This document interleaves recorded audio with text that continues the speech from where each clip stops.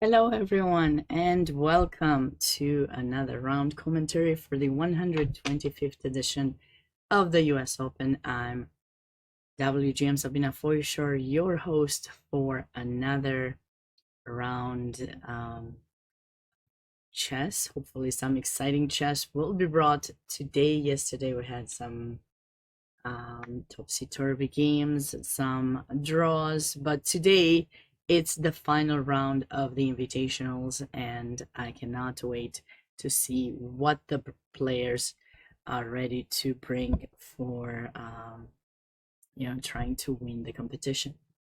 Before we get into the action, I wanted to take a moment and let you know that things are starting to happen. More events are starting to happen in Madison, Wisconsin.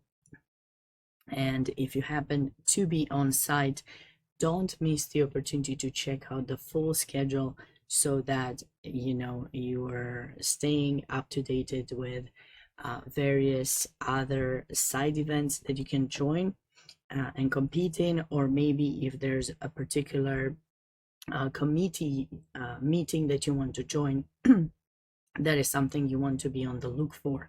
Right now, for example, there are a few meetings happening on site. US Chess Trust and legal rating systems demonstration are happening. And then 1 hour later at 11 a.m. local time, the rules committee and nominating committees are meeting. There's a quad at 12 p.m. Then there's a National State Invitationals Committee, Clubs Committee starting at 1. There are usually kind of two meetings starting around the same time, and they're in rooms one next to another. So if you happen to be on site, I think it might be a great opportunity to go see what they've been working on for the entire year. Maybe you have suggestions. Maybe you're enjoying something that they do and you want to let them know about it. So don't miss the opportunity to do so. I also wanted to take a moment and remind everyone that tomorrow I will be doing a full recap of what's been happening for the entire US Open, because as you know, I've been covering the Invitationals so far, the games from the Invitationals, and kind of neglected a bit to look at the US Open games, but I'll be doing so tomorrow morning, similar to today, and then I'll be covering the final 3 rounds. All right, before we get into the action for today's round, and I'll let you know even more information about what's going on with a few other events happening in Wisconsin, I think it is time for a recap.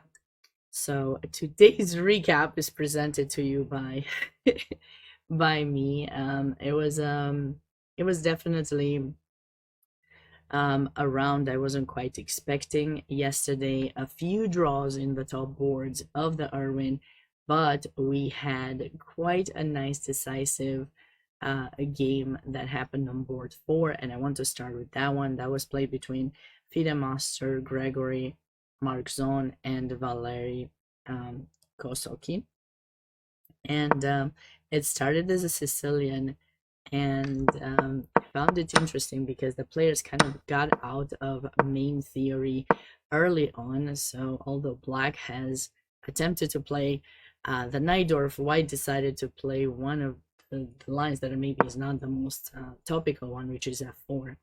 Black here has various ways to respond. I mean, I think e5 is probably one of the top ones, but g6 could also be played if you want to transpose to something maybe a little bit less known and get into a dragon kind of setup.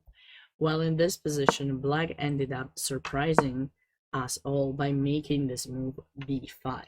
This move is premature because it actually weakens this diagonal, but also does not do anything in order to try to develop the pieces, and White could definitely go for the move e5, which he actually did in the game. Pawn takes, and now knight to g4.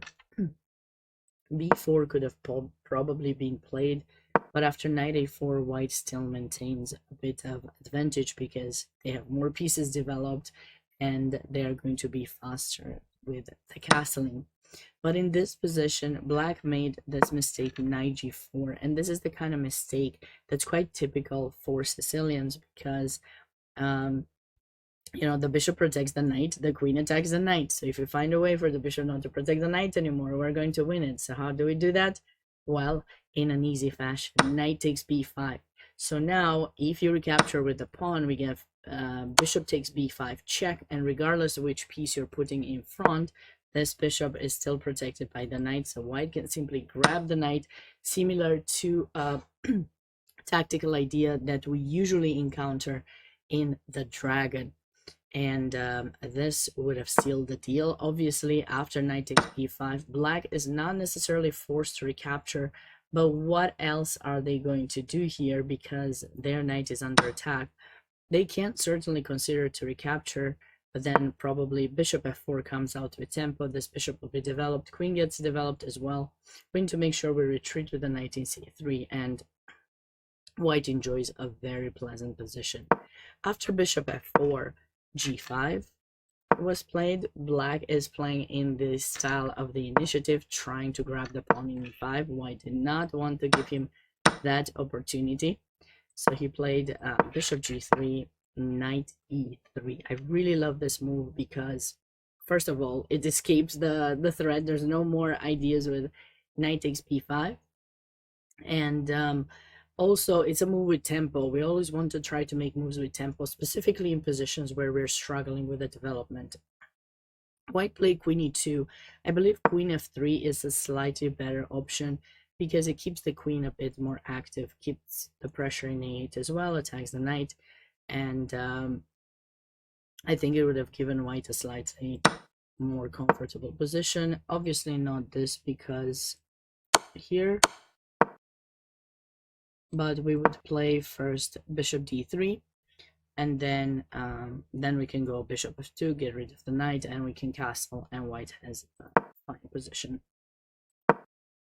Queen e2 was played instead. Black took bishop f2, and black played the move b4. Everything seems relatively natural so far, and now after white captured, queen takes e5, knight a4. Black played bishop g4, a nice kind of tactical idea to try to simplify the position a bit more. White avoided that simplification, however, with queen f2, and it is in this position that black made an error. He played the move e6. Now, bishop g7 seems slightly more natural. Black really needs to castle, and there's no time to waste with another pawn. As soon as e6 was played, white chased his bishop away, bishop f5. Had black played bishop h5, I'm sure g4 would have been played with a similar idea to develop the bishop in g2.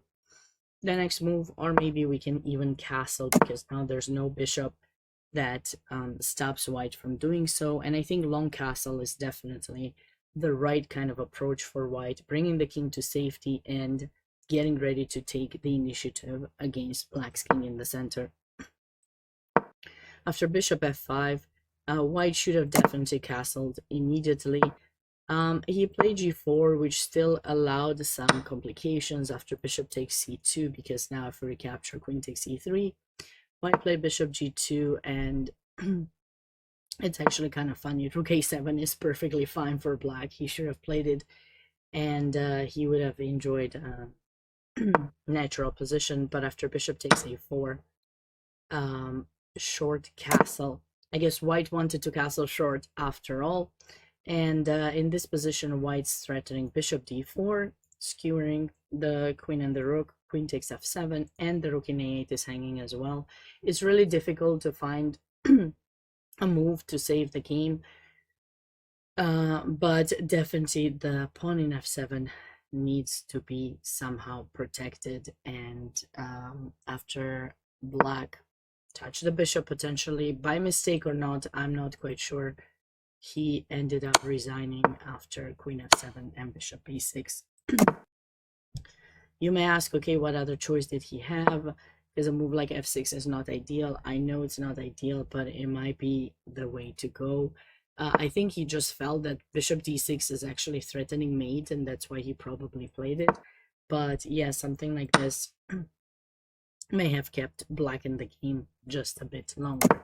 So definitely one of those games that we want to be mindful about. It was a bit both players didn't quite respect the principles for a while, but it was in the end black that respected the principles a bit less, did not complete development, kept the king in the center, and that was the reason to its demise. Going on to the next game that I wanted to go over, specifically just like final points, basically, was this game that was played between international master Ekenbat Shuren and Mark Hoshor. This was board 5 in the Irwin section.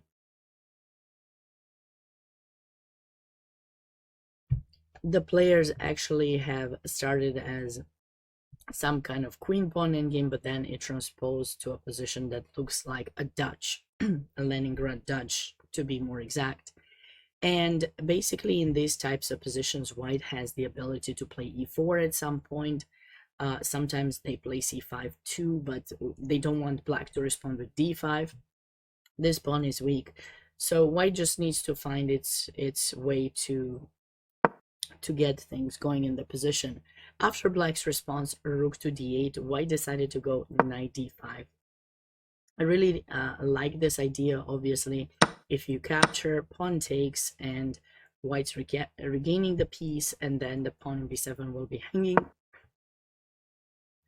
So black responded bishop takes, pawn takes, and what I want to show is this resulting position, after which black felt that he had to focus on his queen side, because that is the side of the board where he has the majority. But sometimes pawn structure can be misleading, and you need to make sure you are careful about the threats first before considering to do other things that would leave your king in danger, for example.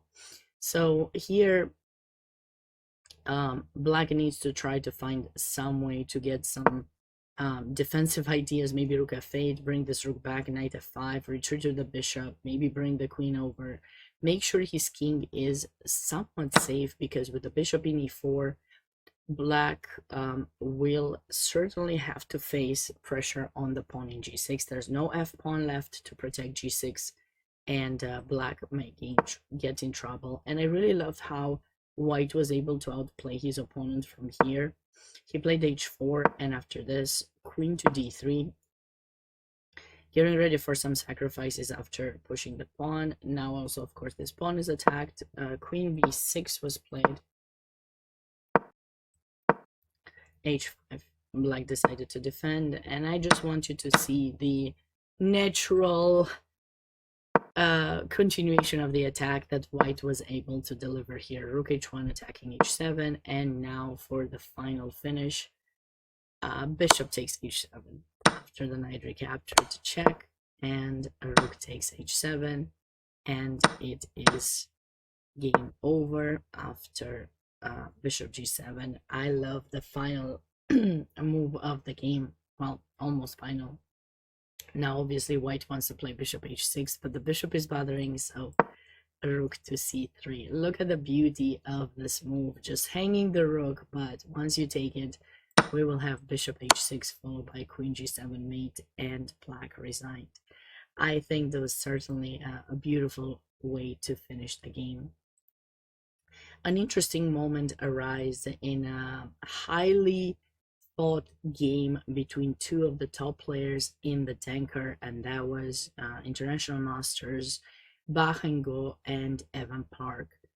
Bach is certainly taking advantage of his opponent's badly placed rook, and was able to deliver a beautiful, very technical endgame, where white seemed to be cruising through to victory without giving black any kind of escape. So the rook in b4 is certainly misplaced. Black might have being uncomfortable with the bishop in b5, but as soon as the bishop retreated, the rook got stuck in b4. Yes, black has made 2 moves with tempo, but was that sufficient? I would dare to say no, because now after bishop b2, that rook in b4 is about to be trapped with bishop a3, so you need to move the knight again. And in the past 2 moves, what did we notice? White has been able to improve the position of their bishop. So this bishop retreated to b2, this one to e2, and with them retreating on those 2 squares, actually, and now white is ready to regroup and put pressure on d5. Black didn't really do anything the past 3 moves in order to be able to find some kind of defense to the pawn, and probably 96 had to be played instead of 94, and definitely not rook b4 earlier. But check out how Bach is able to outplay his opponent. First of all, he wins the pawn, and then after rook takes, he needs to continue improving his pieces. What's the worst place piece, you ask? The knight in h3. So it's time to bring it into play. When you see such games where someone seems to just naturally make moves while the other is struggling to find defenses, you can clearly tell something went wrong, and you can certainly see like a good shape of the person, like getting ready to really outclass their opponent. Now after rook d6, what I loved about the next move is that white decided to give up the bishop. Yes, indeed, we're giving up the bishop because now after pawn takes, check, we can trade a pair of rooks because we get into an endgame where our knight is definitely super superior to the bishop in e7. In addition to that, black has a terrible pawn structure and they're down a pawn. So from here on, white was able to simply outplay his opponent. He does not have any weaknesses in the position and kept everything under wraps. And finally, when it was time, of course, rook takes a2 would fall to rook c7. So he won 1 more pawn, and now all he has to do is find a way to trade black's rook, which has stayed trapped in b2. He was able to do so quite easily, and from here on, it was just a matter of time until it was able to convert. So definitely brilliantly played game by Bach, and he's the leader now of the Denker.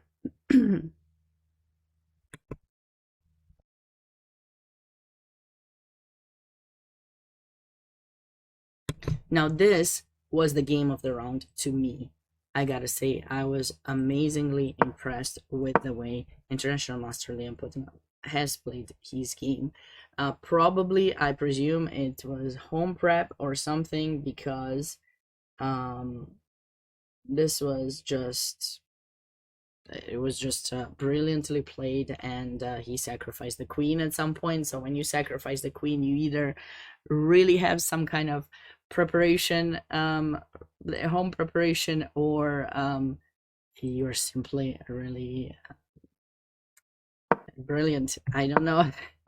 The game started as a knight or Sicilian with one of the main lines, bishop g5 and knight d7. Typically, the most topical line here is e6 for black, but it seems that black decided to choose maybe less played line, knight d7, bishop c4, queen b6, bishop e3, of course, covering the pawn in b2. And the next moves will not surprise you in any way. They're typical moves of development for both sides. White gave up the bishop in order to be able to castle long, avoid any kind of issues of getting their bishop chased away, and now he's getting ready to take advantage of black's king in the center.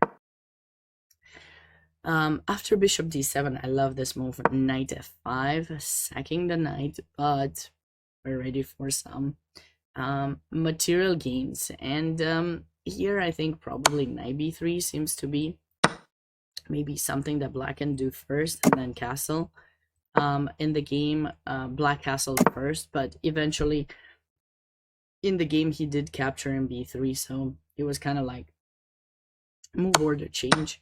And what's interesting about this line is that actually white's queen kind of gets trapped here, and And well, guess what? White does not mind it. The fact that the queen is trapped, no, we do not mind it. At least Liam doesn't. So rook f1, queen e3 check, king b1, and bishop e5. Now, of course, black attacks the queen, and it seems that you have to, simplify the position a bit. Your rook is also attacked, you're in trouble. But no, this was definitely, I'm sure, all planned. White goes immediately for knight takes b5, sacking the queen for active rook and knight, and for the queen, basically, white has a rook, a knight, and a pawn. So if we were to actually judge the material imbalance, it's not really an imbalance, right? It's 9 for 9, so we are all safe here from that standpoint. But it does feel a bit scary, I guess, for white, but not for Liam.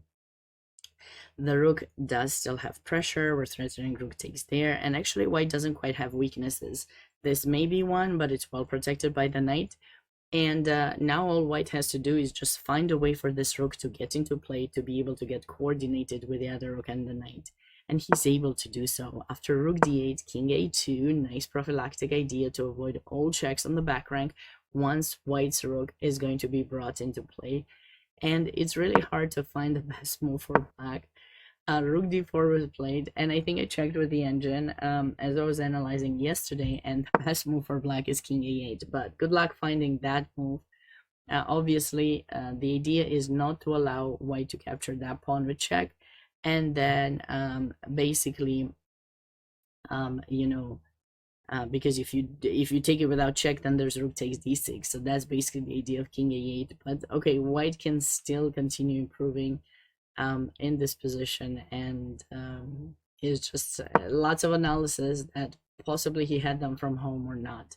But what I love about it is that as soon as rook d4 is played, it seems that white just misplayed it because this pawn is not protected and black can just take it. But that is in fact a mistake, because these three pieces will be able to work together to actually take advantage of black's king that stays on somewhat of a mating net. And despite all of these pieces being on a dark square, there's no way for black to actually be able to fork them. Queen c5 won't do anything. Rook takes a6 is an option. So anyways, look at the finish of this game.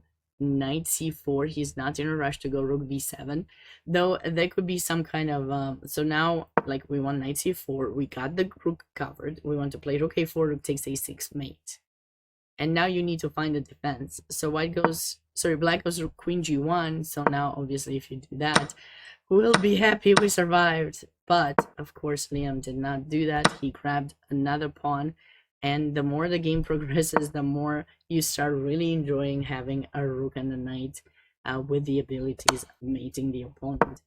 And now the follow through of how the mate happened is as follows: check, knight b5. I love the regrouping of the knight all over the place, and finally once it found its position, king b6 check.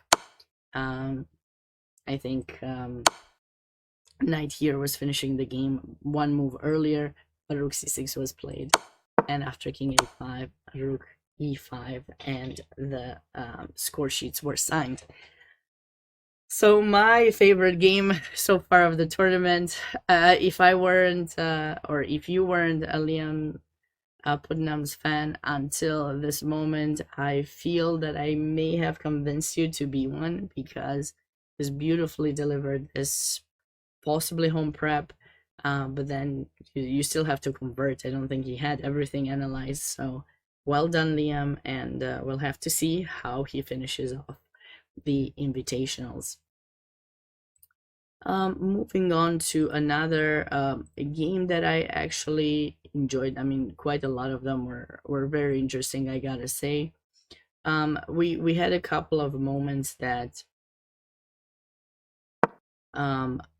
were a bit unexpected. For example, in this game between Irene Zhao Fei and Yang Yang Shen, my heart broke here to see the blunder the black made. So this was board 3 in the Haring tournament of champions for girls, and black, after white captured this pawn in h3, black rushed to equalize the material. But unfortunately, this is a blunder, because after rook d3, the rooks get traded and it is just game over. This pawn is too far away. By the time you go grab it, white will take this and then take this, and it is game over. So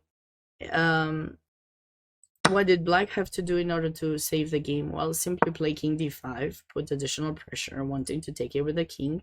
King c3, obviously not d3 to allow the capturing of the pawn with the rook. And now black can simply just sit and wait, because even if you check the king, in order for you to progress, you'll have to push the h pawn. Once you do, there will be checks pushing the king back, and black will be able to get this pawn back. I mean, you have to have a bit of patience. It's not easy, but that could be one way, for example, to try to draw.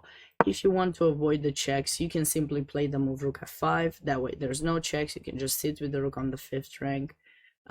Anytime king d3 is played, you can certainly put your rook on the 4th rank, or you can try e5. But yeah, that was definitely kind of a tough miss by black, and then the game was over.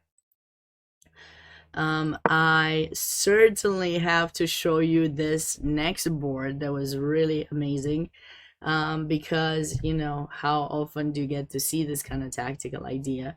This is a really nice position for white, resulting from an Alpine Sicilian, and black does not have a knight in f6 or an f8, as a matter of fact. So black needs to make sure they play g6 somehow to cover h7.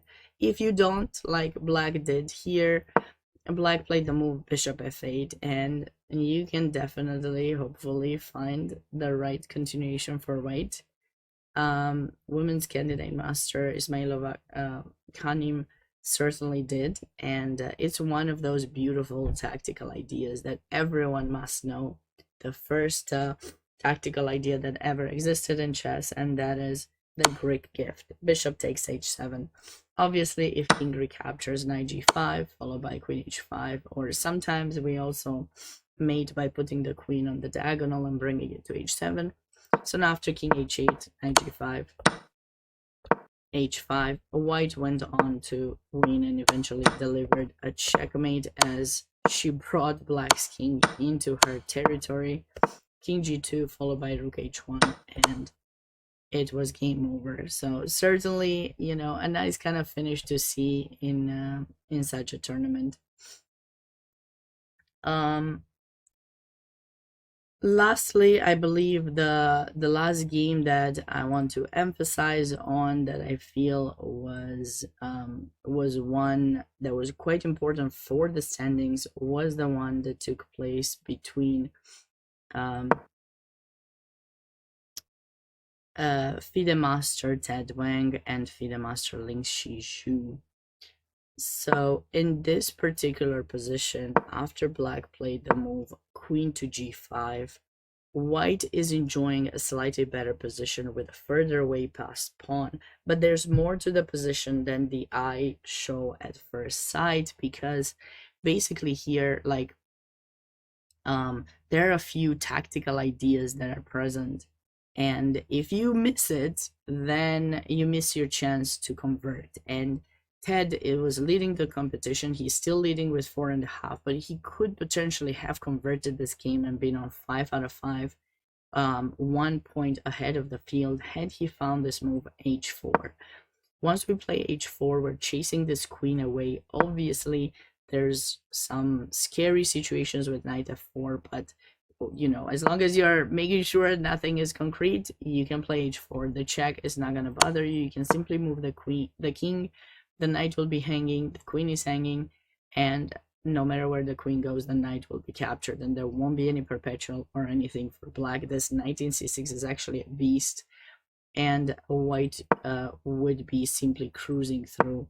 Of course, you go h4. Don't fall for this move. Queen takes d5. It looks like a cute tactic if they recapture, because then we gotta check queen. But listen, we're not playing hope chess. Black actually has the brilliant knight f4 check, and it is you who's going to lose material. But if we do go for h4, no matter where the queen goes, white can simply capture the pawn in the center and then eventually support this pawn. It's not really over yet, but you know, with a pass pawn, extra pawn, bad knight on the rim, white is certainly enjoying a much more pleasant position. So that was my recap for round 4. I certainly hope you enjoyed it, and without further ado, let's get into today's action. All right, now that I did the recap, I can say hi to everyone. Welcome. Thanks so much for being here. Ashuyel, your movie, my movie, that was pretty crazy. I think you're talking about Liam Putnam's game. Definitely brilliant. Chessful, hey, how are you doing? Bad Alex, hi. It's great to be here with you, and just wanted to remind everyone, super thankful for being here, thankful to Precision 2 Not to Care for sponsoring the stream for the duration of the US Open. They've been in business taking care of our cars for over 45 years, so having the opportunity to support the stream to run as smoothly as our cars is certainly something we are excited about, so thank you for that. I also wanted to take a moment to remind everyone where the standings are, but before doing that, I wanted to show you something very important. So every year, US Chess is giving these awards for for people who are making a difference in the world of chess. And let's see where I put it. Here it is. And I wanted to take a moment and congratulate everyone. Actually, these awards will be given today in an award ceremony that's going to take place at 4 p.m. I believe, potentially, or maybe not. Or maybe it's tomorrow. It could be tomorrow. Let me confirm it. I believe it's tomorrow at 4 p.m. But I just wanted to take a moment and congratulate all the winners for their awards by US Chess. So let's see, whom did we get? This is going to be like a tough one. Distinguished Service Award to Thad Rogers. Unfortunately, Mr. Thad seems to have passed away a couple of days ago, so condolences to his family. And I actually had the opportunity to meet him on many occasions. He was known for his bookshop that he was traveling with, originally from like living in Georgia or spending a lot of time in Georgia and going to a lot of tournaments. So he was awarded Distinguished Service Award. We have Mr. Harris Rosen, Outstanding Career Achievement Award to Mr. Fred Grunberg. Outstanding Career Achievement Award to Thad Suits and Tom Doan. International Master Kenneth Reagan. We have a Meritorious Service Award to Fan Fong and Kasparov Chess Foundation. Mr. Mark Indermar, who I actually know for many years when I lived in North Carolina. I remember he had this organization that was doing a lot of things for women in chess and moms. He started this program where moms were meeting together and having the opportunities to learn chess and learn more about how to support their kids and everything. That's kind of nice.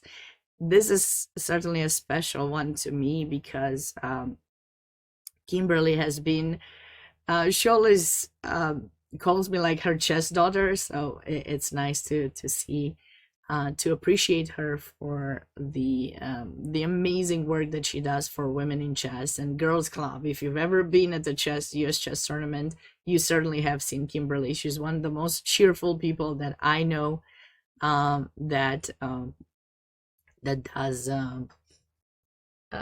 that does things to empower women and girls in chess, and we love that. We need to see more of that. um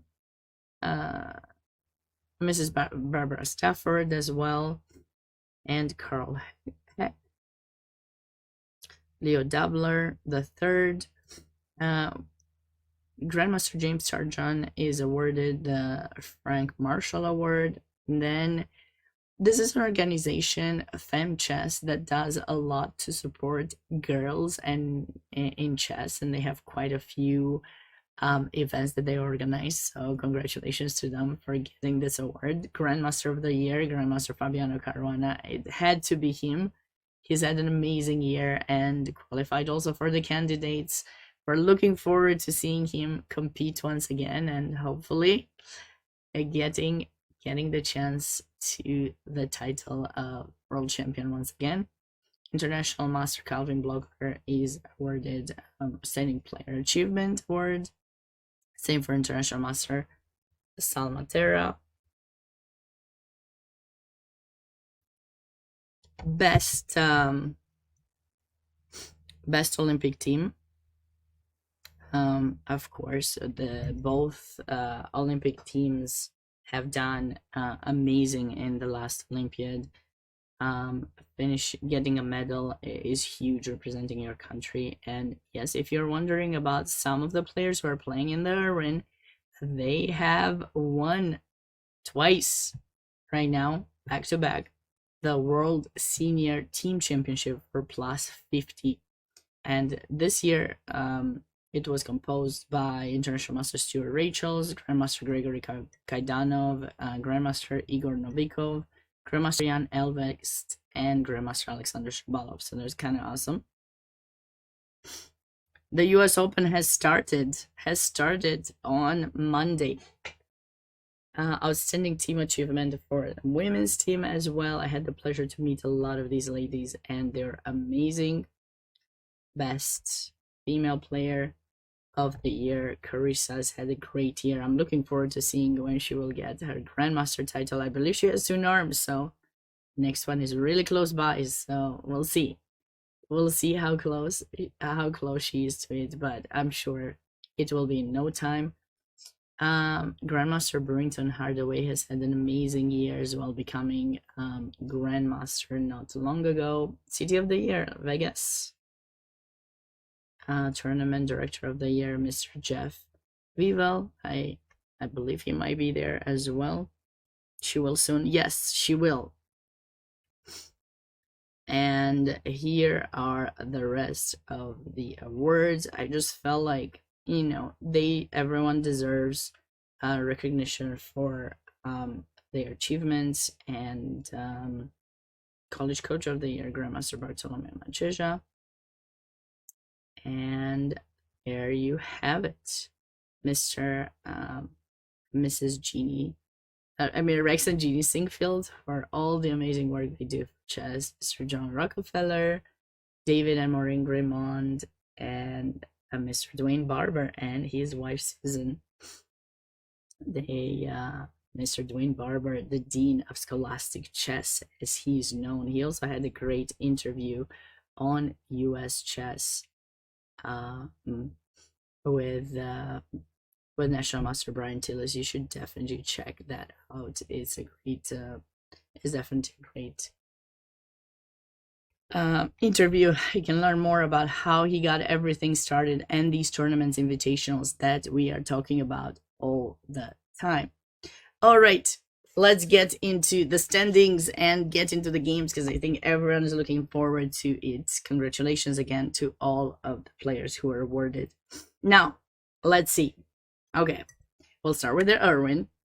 So in the Irwin, we are going to have a tough fight between FIDE Master Robbie Adamson, who's on 4 points, facing Grandmaster Alexander Fishbein, who's on 4.5. He drew yesterday against International Master Stuart Rachels, and now he has to face Robbie with the black pieces. Robbie is very sharp tactically. We'll have to see how that game will go. And then, of course, the board 2 is also important for the standings. We have International Master Rachel Stewart playing against FIDE Master Mark Zon Gregory. How many players do we have with 3.5?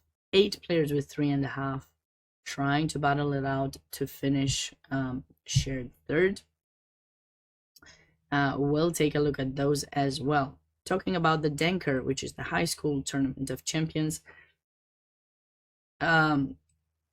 International Master Bahango certainly has had a brilliant game yesterday, taking down the leader of the tournament,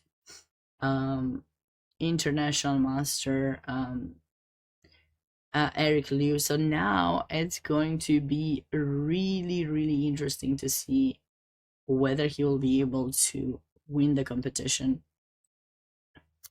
Liam Putnam is facing Steve Wong. So I actually remember Steve. I taught the camp in Arizona a few years back, and he was up and coming. So definitely keeps his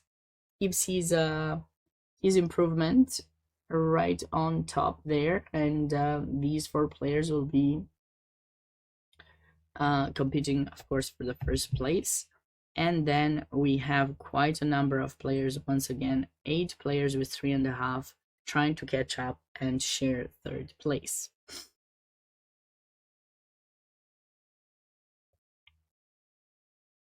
Timber, yeah, I saw you mentioning that yesterday. I'm not sure how do you mean in the US Senior Championship, or do you mean in this one? Because this one is invitational, like top senior in each state. I don't know why JS is not playing. Maybe he chose not to. I'm not quite sure, but you can find all the invitational information on how everyone is invited on US Chess website. If you want the exact link, I'll send it to you. Just let me know. So in the Barber, yeah, I don't know. But usually, like, there's a clear list of how the invitations work. Like, invitational tournaments have a very clear process of how the rating works and how people are invited. So the top one, I think the winner is always invited again, and then the rest, it usually goes by rating. So maybe he didn't make it by rating. I couldn't tell you that. So Sink Siddharth from Texas is on 4.5, and he will have to face Elliot Goodrich in the Barber, and then Andrew Wu will also try to win his game against Oscar Williams. Oscar is one of the top players in that section. He's gonna try to hold himself to try to win and finish second or third. In the Haring, we have 3 players with 4.5. Women's International Master Mia Vidarti facing the very strong and talented FIDE Master Megan Paragua. Of course, Mia is also very talented. And then Women's FIDE Master Irene Fay is playing down half a point, but a very strong woman candidate Master Ismailova coming. So, okay, that's those 2 boards will be very important for the standings, and we'll certainly be on the look for them. And lastly, in the Rockefeller, as I mentioned in my recap, Ted Wang is on 4.5, and he will be facing Sean Xu, while Zhu Lingxi, the highest rated player in the tournament, will have to face Harvey Hanke. Actually, I did play against Harvey last year in this tournament, and I was lost. Thankfully for me, I got lucky and was able to outplay him, but that was definitely a very tough game. So we'll be looking on those 2 games live. Now, for those of you who want to see, oh, of course, that small issue. No, don't do these to me. Do not do this to me. Aww. Sad. I'm sorry, guys. I won't be able to have a good look for those for the other schedules for some reason, but I can tell you it's really strong. 4-day schedule has started. So we do have, okay, I'll just read whom we have here. We have Daniel Naroditsky, we have Andrew Hong, we have Darius Schwartz, we have Tangirin Gwar, we have Victor Matvishin, we have Balakrishnan Praveen, we have Bilrich Alexei. That's it. Those are the players who are playing in the 4-day schedule. That's gonna be a tough one. Definitely. I cannot wait until these tournaments merge so that we can see the top boards and everything. Yes. So 5 extra grandmasters joining in the event. Okay. No more talk.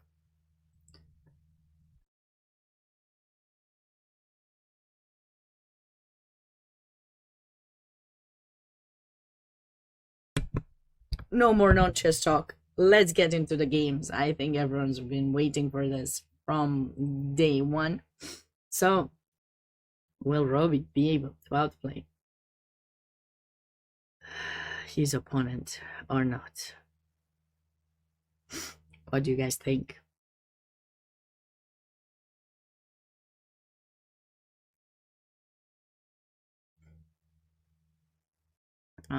Just a moment.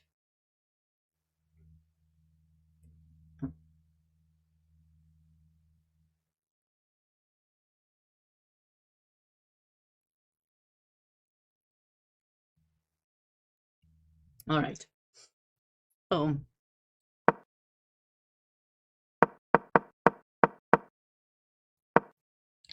Four knights and 95. 95. Interesting choice. I'm not familiar with this.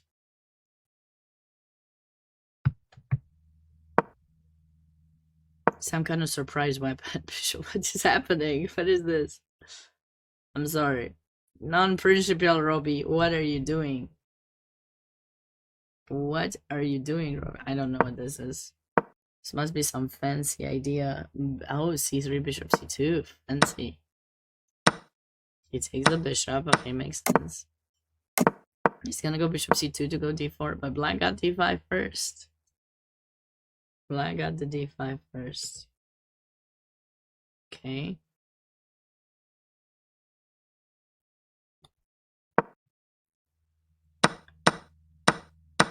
So now we get some kind of pawn structure reminiscent of the Petrov.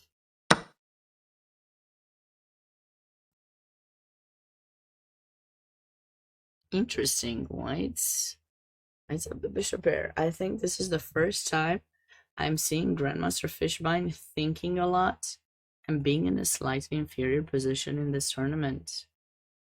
Could this mean anything or not?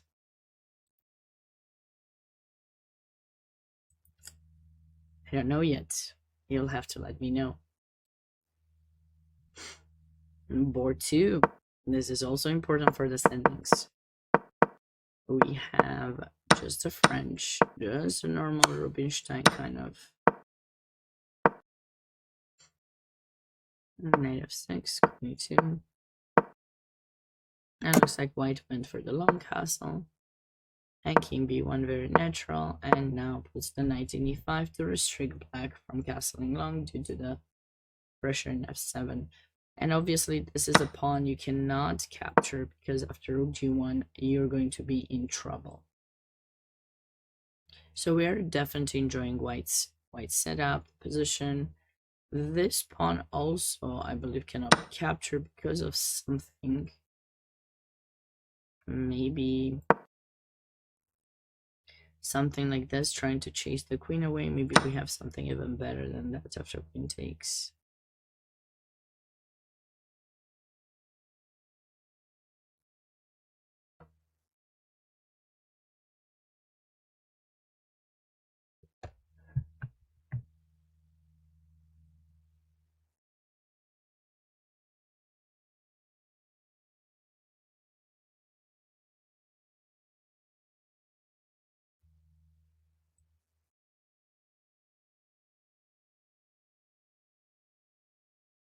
Hmm.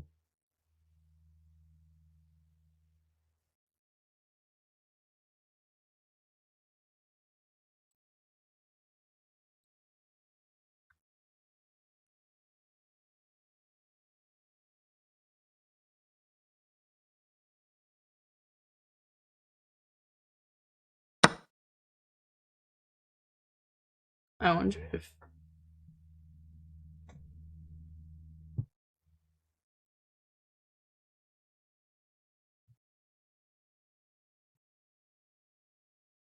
maybe White can just bring a new piece into the game and just wait for Black to figure things out with the king.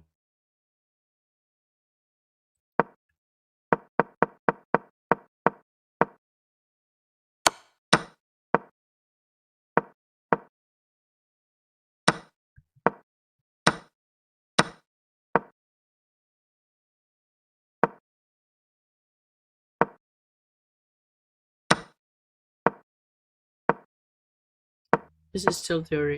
I know Melik has been playing this line for a while. Knight g3 with the idea knight e4, knight e6, or knight f6.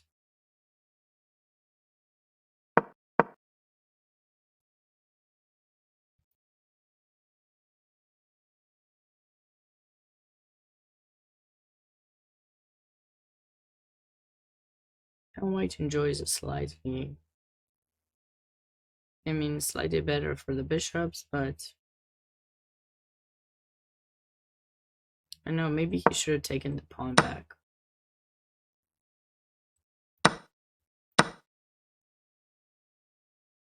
I would have probably taken the pawn back. I think it's fine for White to just get it back. Okay, this game is one of those symmetrical pawn structures again. What did we have here?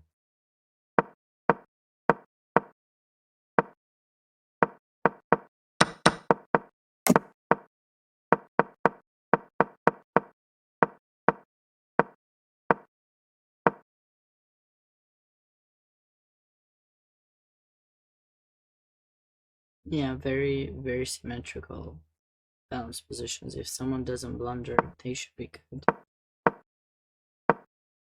The famous author James Altucher plays against international master Alexander Matros.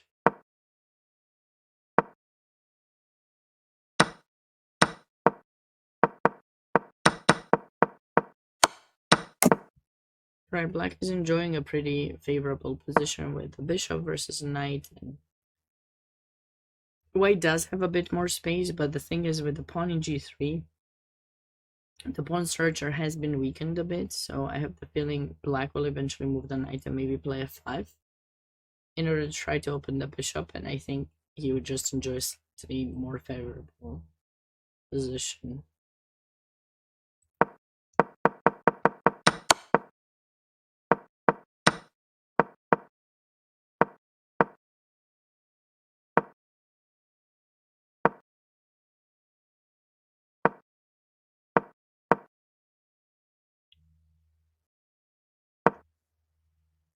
Of course, bishop e3. This is a nice idea to remember. Like, don't give up that bishop. Don't play bishop g3. Save it if you can.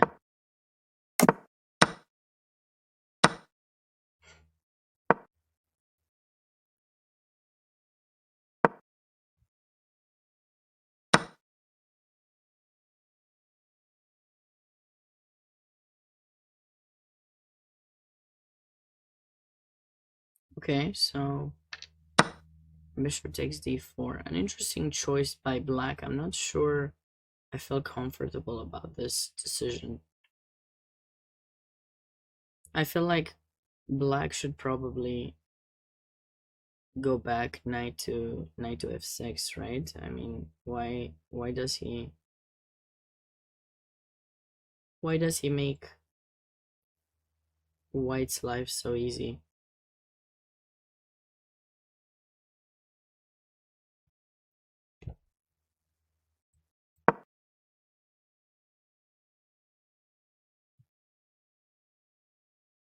I wouldn't give up that bishop. And now, yeah, obviously I think we should take here, right? Because if we take, and probably, and black is more than okay, but bishop takes seems fine.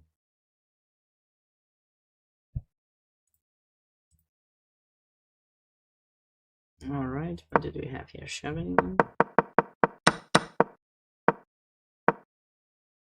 Time Arnold.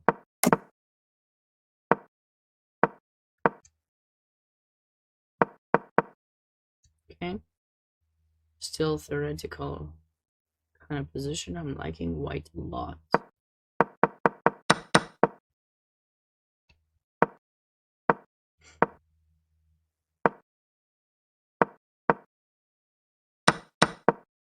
This line, I've seen so many people. I need to look into this line more because like this is the third game I'm seeing in the tournament that people play this line, and I don't understand why. I mean, white seems to just enjoy a much better position. Queen c7 definitely not it. Maybe black can just, or maybe take. Yeah, it's already difficult. I mean, you lost a pawn.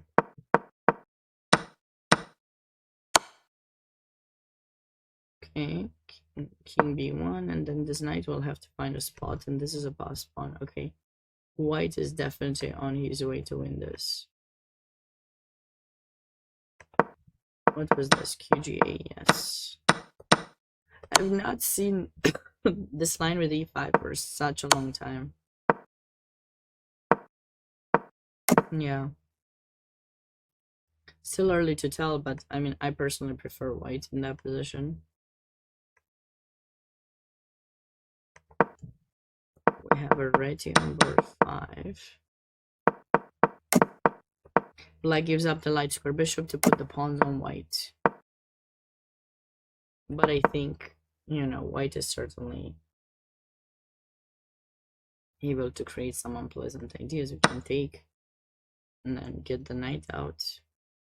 Well, maybe first queen d3.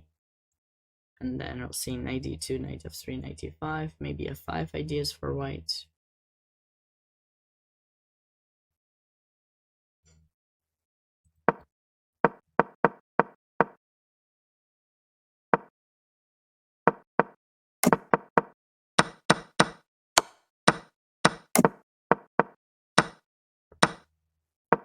Alright, so Megan and Amia have drawn. So that means if board 2, if Irene wins, she's going to win the tournament because she was on 4.5.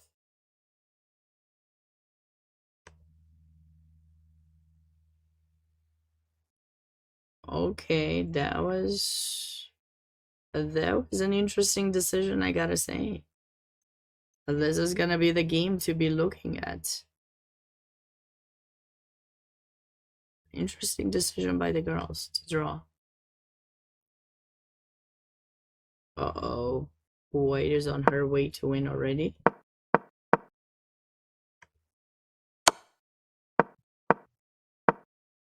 The Grand Prix. I thought the move is bishop takes c6 first. And then d3. It's very important. If you don't go bishop takes c6, you might not get the chance to do it. See? Okay. Yeah, now the bishop takes, so white doesn't get the double pawns. And black messed up. And let's see white's attack. Ugh, I love a good old attack. Queen g3 coming up. Bishop coming up. And now knight h6. Wow.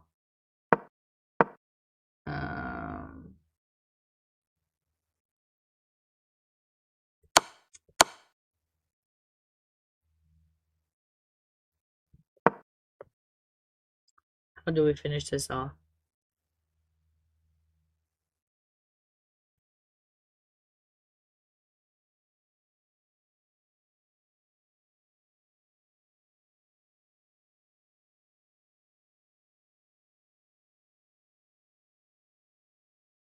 There's a lot of moves that we can try.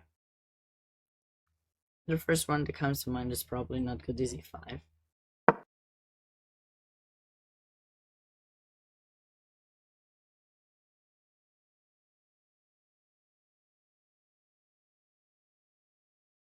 Yeah. It's a difficult situation for black. Very difficult.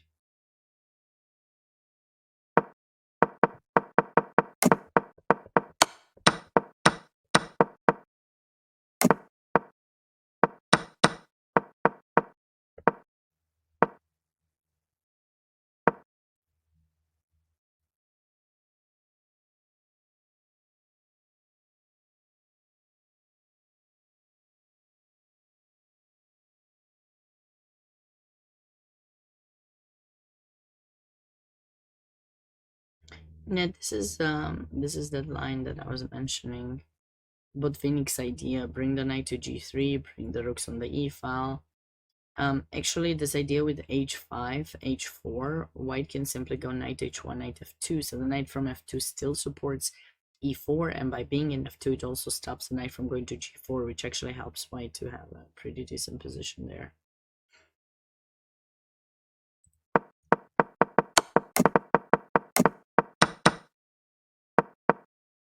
Queen's Indian. Rook b1, I'm not sure why rook b1 was played. I don't think there's a threat. Seems a bit... Maybe white want to play b5, but b5 is possible anyway. Ah, to stop c5. That's sneaky. Certainly sneaky. I mean, okay. Makes sense. Bishop a1. Okay. Just kind of waiting to see how black will do things, but okay. Maybe e3, queen out, rook c1. It's still early to tell who's better there. Now this is the Barber, where Sidar Singh is on 4.5. He chose the French with a long cast. Okay, perfect. Perfect. Now he's gonna play an h6, g5. And of course try to put pressure here. The king should be safe where it is, and black should try to build up some attack on the king side.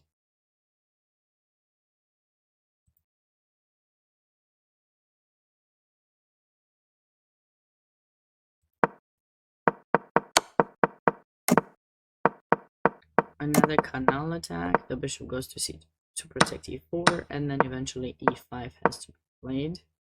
He did. Otherwise white would have played e5, so he cannot afford to allow white to play it. And now we have this symmetrical position where usually white is slightly better, having ideas to bring in the knight to f5, potentially b4, bishop b2, or sometimes bishop g4, but usually this I think is a slightly better approach. And then this knight sometimes comes in towards the outpost in the center. White is enjoying a slightly more favorable position.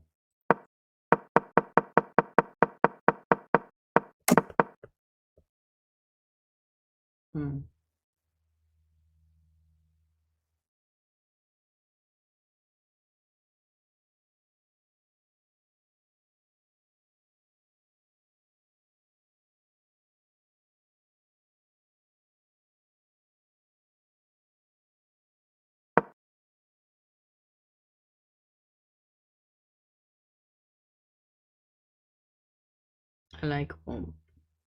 It's about equal.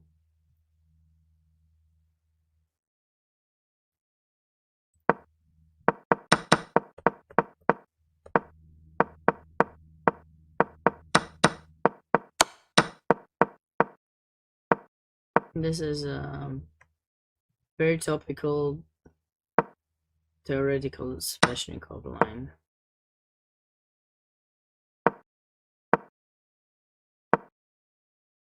And then bishop e2. And is white gonna castle long or not? Probably long castle, I presume. Unless he wants to keep the king. I don't know, actually. I'm thinking maybe not castling at all. Maybe just go knight here. Or can we just start going g? Maybe we can just castle. If they take, we take. No big deal. Then the knight actually has two nice locations. The king can hide to a1, g4, g5. Trying to put some pressure on Ted. He is the player with the 4.5.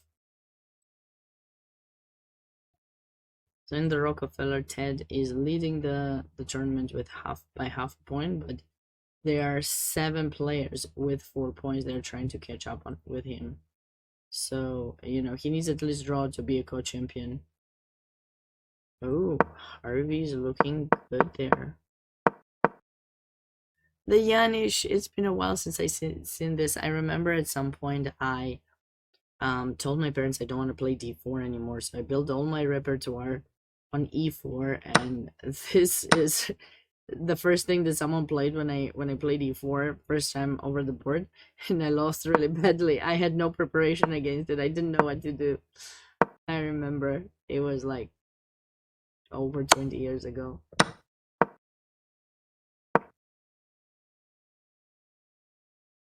Okay, I'm liking black setup. Bishop a4. Black proceeds with the development, and how?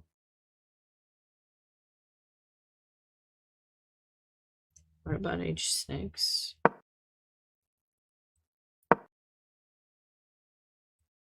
I want to do something like this. I think black has a bit of pressure. Maybe he has something even better than that. I don't think he's ready to take any e4 yet. I also want at some point this kind of idea, rook f7 and double up, but I think this is, yeah, here it's not working. Maybe bishop e3.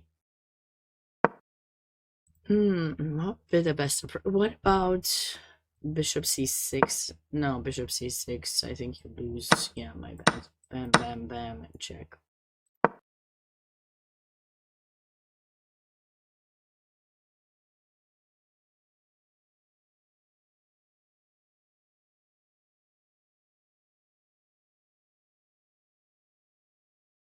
But I certainly feel black. Ah, I saw a move. Queen c8. Very fancy. The queen comes into play. Normally it goes 3 g6, but listen, we're gonna bring it on a different path. Okay, this is going to be one of those rounds that keeps us to watching for a while. So I will be sure to take a break. We are back. And let's see what we missed while we're away. When we left off in the Irwin section, around this position, I felt that Grandmaster Fishbein has spent quite a bit of time. He was definitely around 50 minutes, while his opponent was almost full time, 1 hour 30. And after queen d3, queen h4, f3, white still enjoys a pleasurable position. Bishop pair, better development. Let's get some pressure in e7, threatening to go bishop f2, bring the rook into the game. He has pressure in h7, which will restrict a bit black from building up his own kind of attack. So I think it is safe to say that white is still enjoying. No, white is pressing. White is definitely pressing in that game. Black did end up taking the bishop, and I was the pawn, and I was suggesting a move like rook e1 and then a follow through with attacking the queen. But it seems that white was planning to try to find a way to win this queen, which was already in his territory. Bishop h6 was played. Okay, so he did get his pawn back, but he gave up the bishop pair. And now he got one more. Uh-oh. Something's about to happen.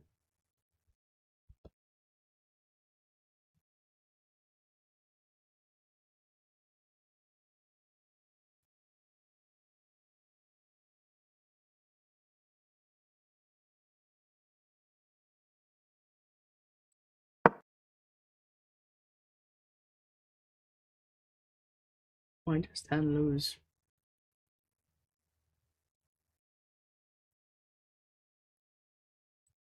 Wow. This is gorgeous. This is definitely gorgeous. Is there a difference if we put the queen in e7?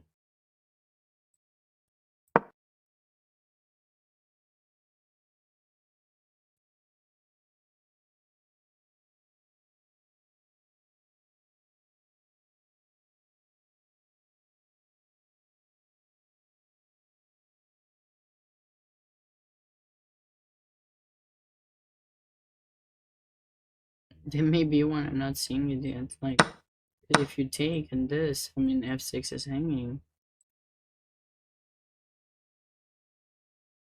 So queen e7, bishop e4.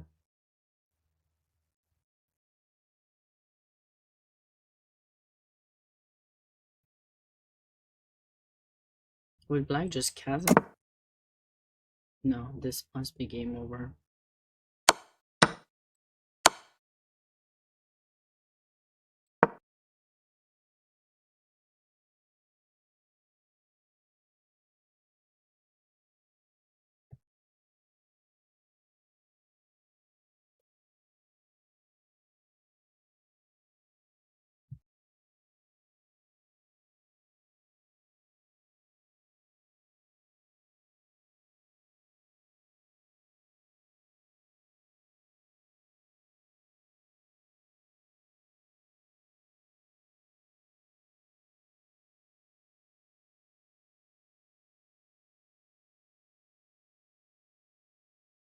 Because I mean, rook e7 is just too ugly, and anytime we can just take in queen e4.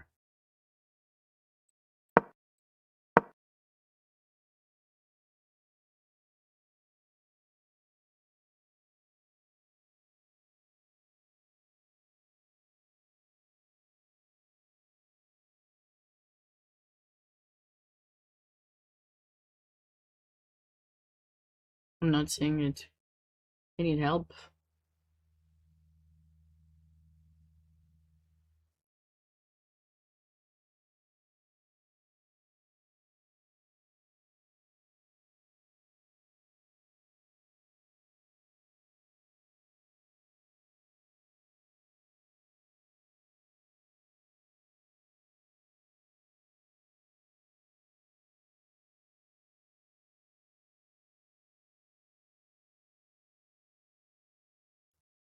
Is black just gonna move the bishop and try queen b4?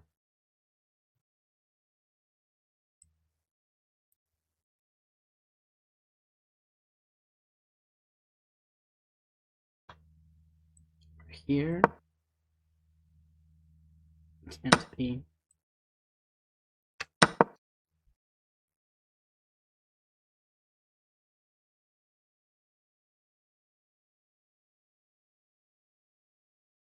It's bad, but I guess it's not decisive with one move.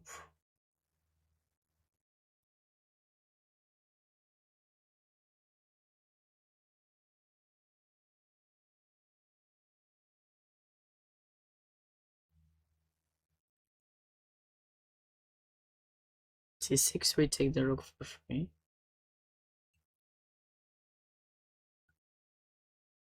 Maybe just, oh, go back queen b4. Oh, no, but then the bishop is hanging.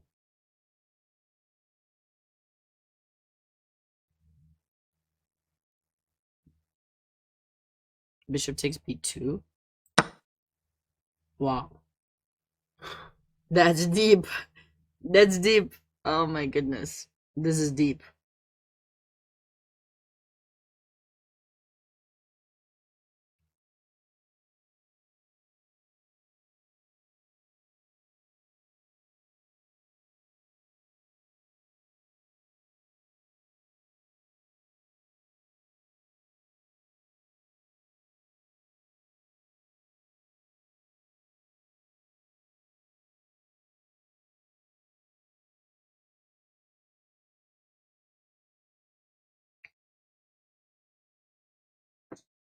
Wow, will the players find that move? Bishop takes, I don't know. Bishop takes b2. International Master Sir Rachel's is doing quite well in that position for sure. Malik's got some Okay, he got the king safe now. He got his pawn back, maybe bishop c3. He wants after a4, he wants bishop a3 to improve the position of his dark square bishop. I like it. I like this position for white.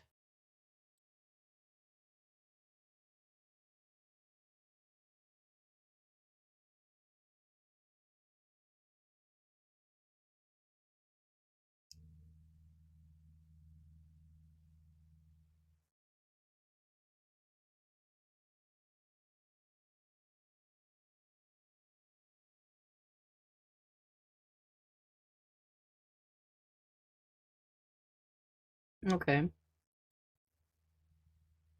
All right, black will prep h5. That I'm sure of, very sure of.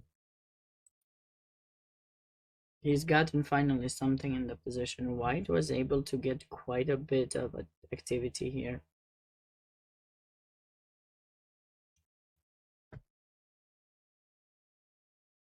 Quite a bit of activity.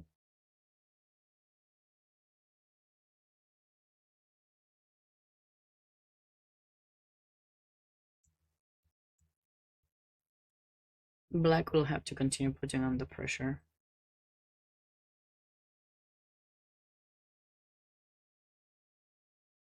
And this is still balanced.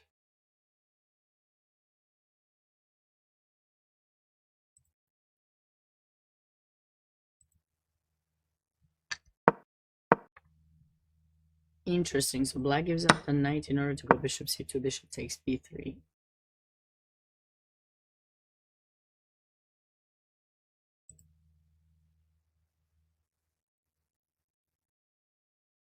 And white doesn't quite have a choice. Yeah, bishop c2, queen somewhere, bishop b3. And black will have the ability to activate the rook. We're liking this for black, I think.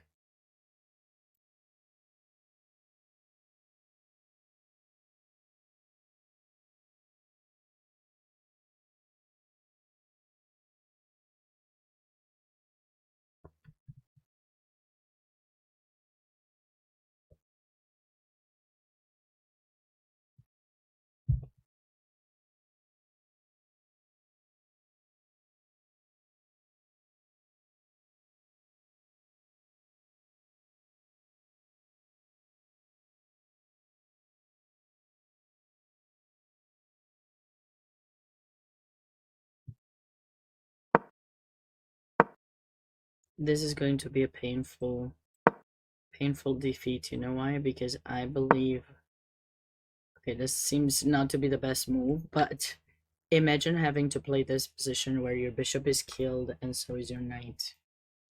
This is very unpleasant. Very. Something went wrong for black somewhere. Oh, when he played queen c7, yeah, I remember we were looking at this. Knight d5, very strong.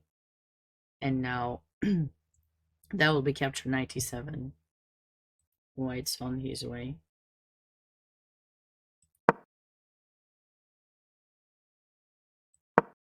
Okay. That's not a blunder, by the way. Sometimes, remember, chess sometimes just marks things in a strange fashion.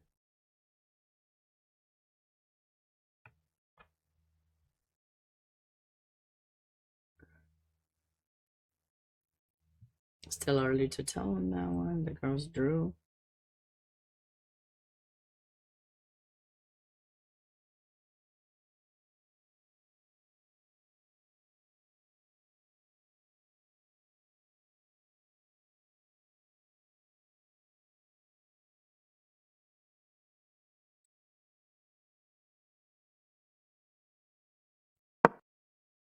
Let's see how white was. Yeah, e5 was played. Nice.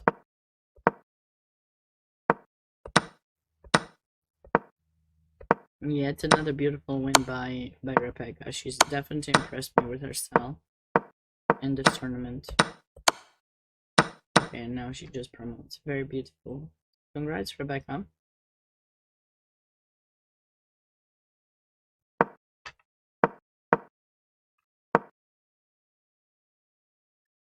Wait, doesn't g6 allow e4, e5? Very fast.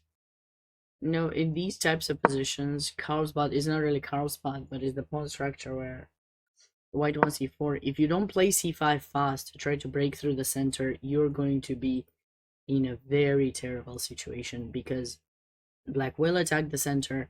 You'll never get the chance to counter ever. The way the game was played, look at that. e4, just white just marches now with the pawns, no plow, everything. Go away knight. Go away knight again. Knight h1, like this was a typical idea that I mentioned earlier. The knight will be brought back into play through f2, and then those pawns continue marching. The bishop in b2 now is a beast. With the diagonal being open, nothing to close it down anymore, and okay, white decided to trade queens and win because it's winning, but yeah. I don't even think it was necessary maybe after f6 to really do that.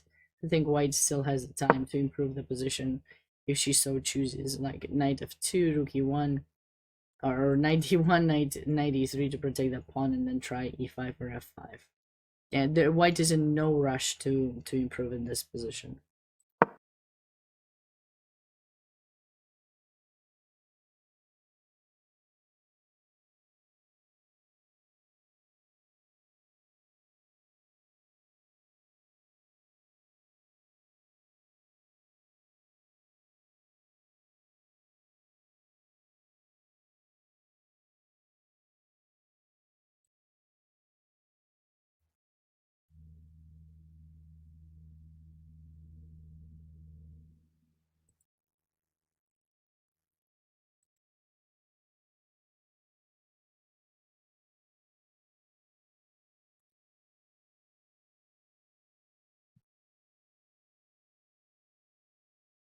Ted's king got weakened.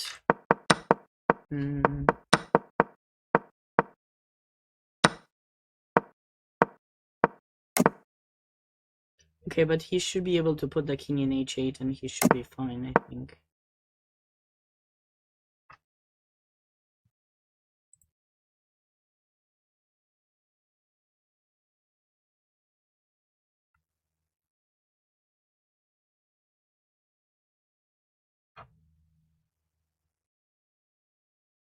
Looks like Harvey did not play my choice. He played h6. He did not play queen c8, which was my choice in this position.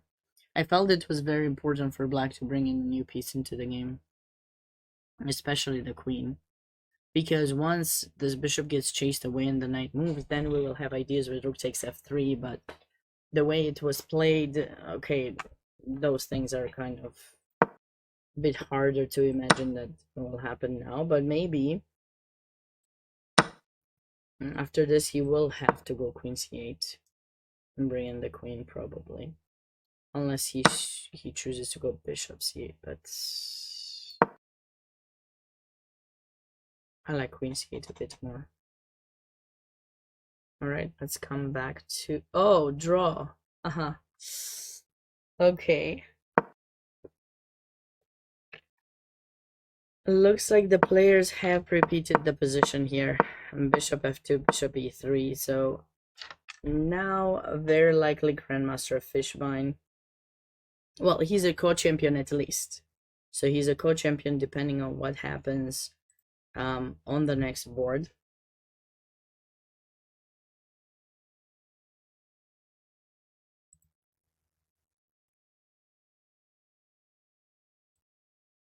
The next board is the only one that matters. International Master Stuart Rachel's against Gregory Markzon, because now Fishbine is on 5, and only with a win someone can catch him, so they would be co-champions.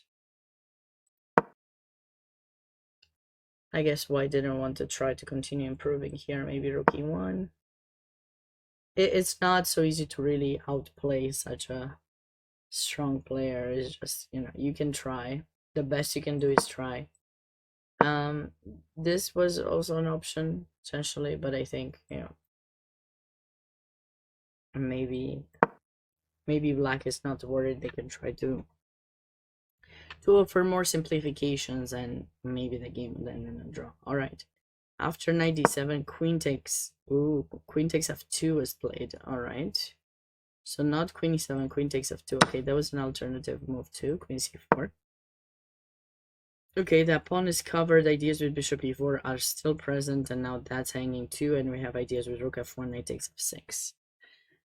How is black going to deal with all of that?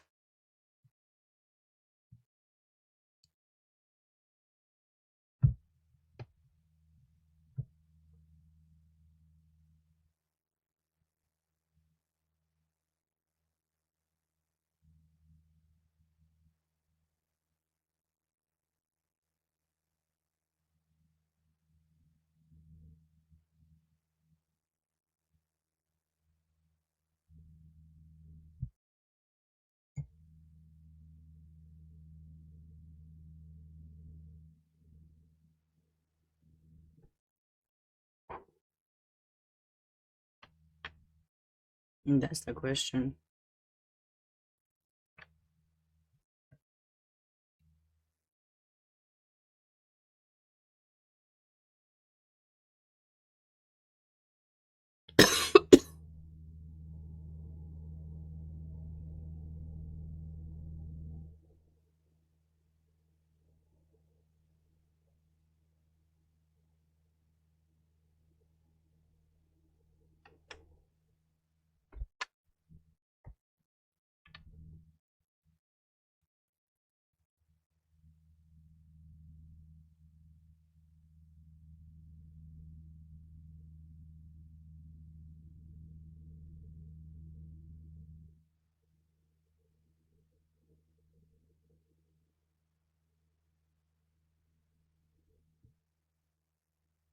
Okay, I got a question. Is this terrible?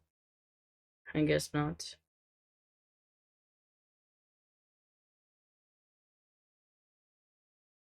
Because we don't have time for rook f1 because they take.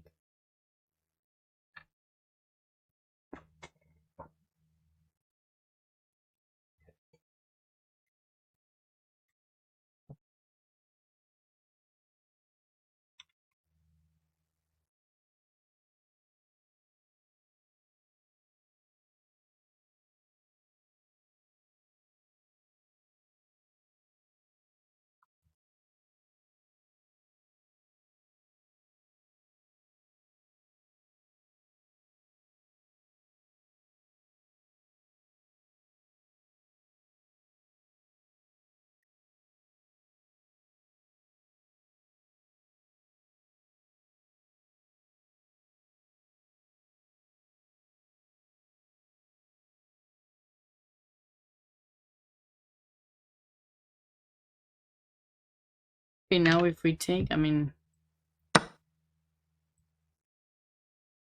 black is more, okay. I feel that even this could be unpleasant. Or maybe this could be unpleasant. Oh, not this.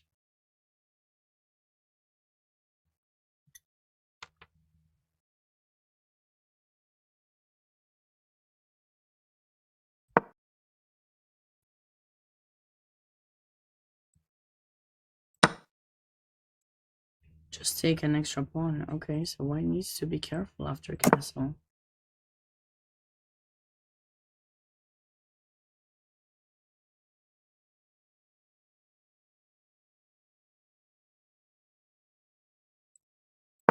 So what about this idea? Obviously you can't take and take because mate. So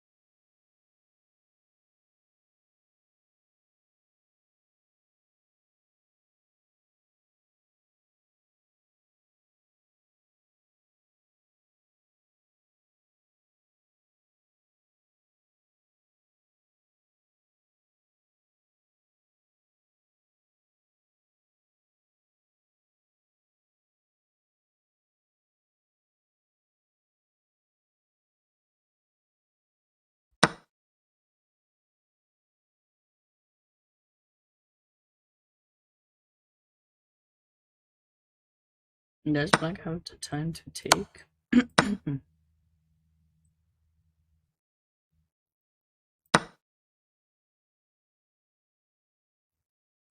Because now I have to check rook d1. I guess this is the way on how white is going to maintain his advantage.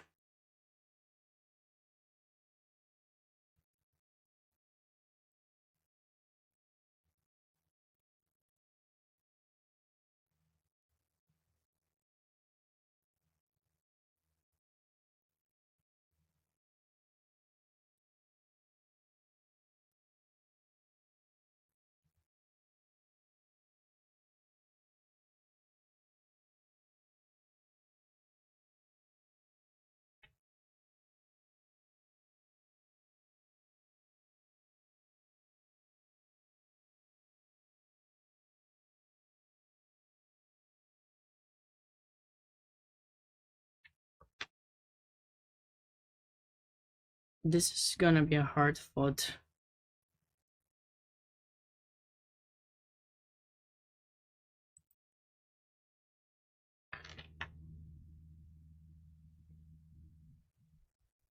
Hard fought game. Oh, black actually took. No, wait, no. The pawn cannot be captured. Cannot be captured. Do we take in f7 or bishop a3? Which one do we go first? Just grab the pawn. Grab it in here. Should be goody. Should be very goody for white. Alright, Malik might be winning that game. Black has played that h5 move. Remember, around this position I was mentioning h5 might happen. Looks like it did.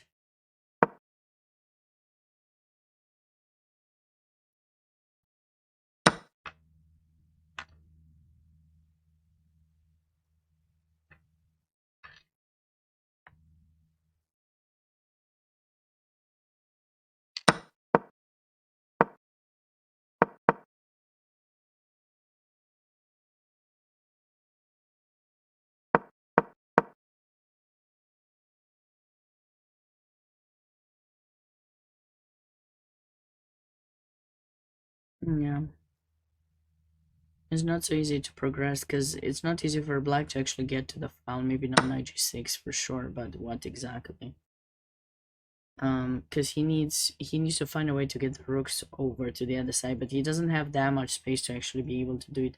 Maybe queen g6, but it's probably easy for white to cover that. Queen f3 or pawn f3 and should be fine.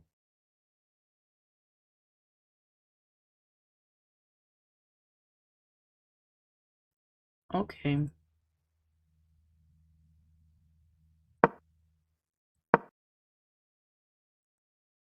Perfect. Wait, what?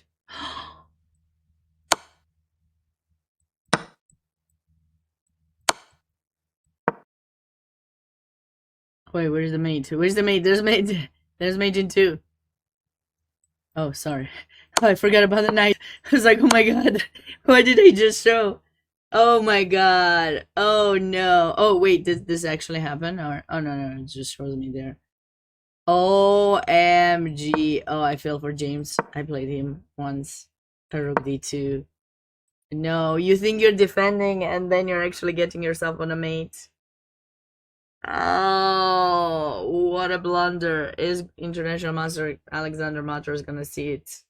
I need to stay here and see if he sees it. I mean, if he plays queen takes c3, it's over, so we will see a result.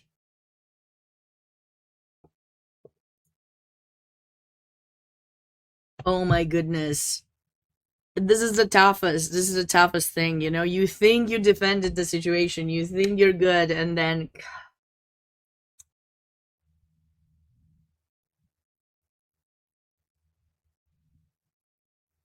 Oh man. Oh my goodness. Oh my goodness.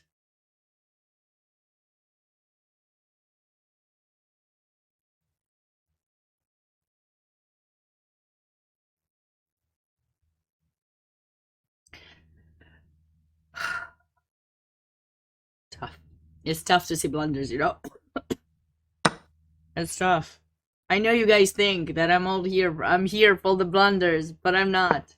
I'm here for the good moves.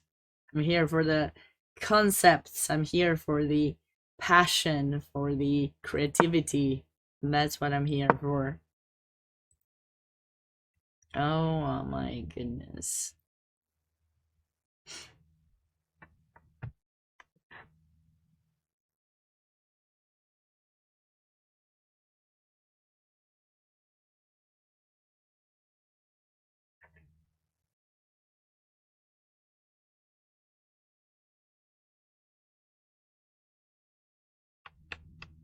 Still safe.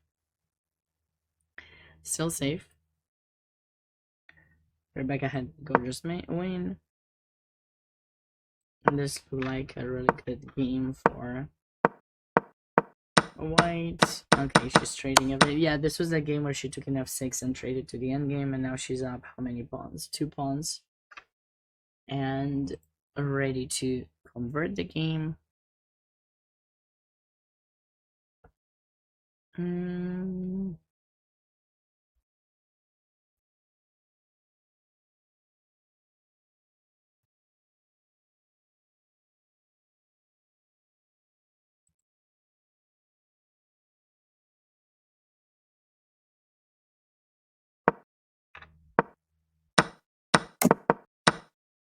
Alright, with the queens off the board, Siddharth doesn't need to be too worried about being a co-champion for that section. He's half a point ahead of the field, so draw gives him that win.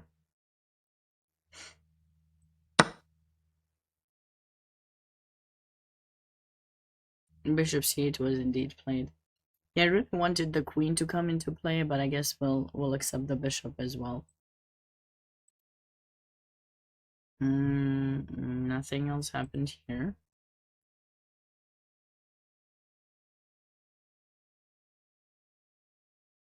Malik hasn't played yet. Like, I'm still thinking. What are you thinking about, mister? You know, there's that. Never mind, a joke. There's a joke. You would have to be there to understand.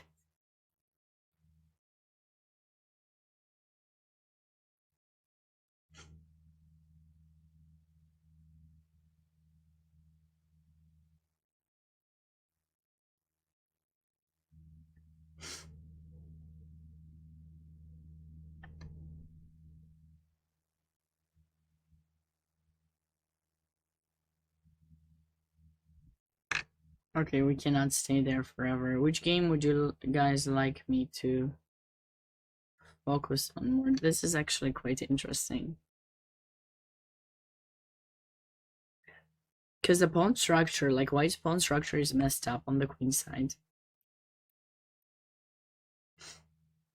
They should not be able to create a passed pawn, but they seem to be having slightly better placed pieces at the moment.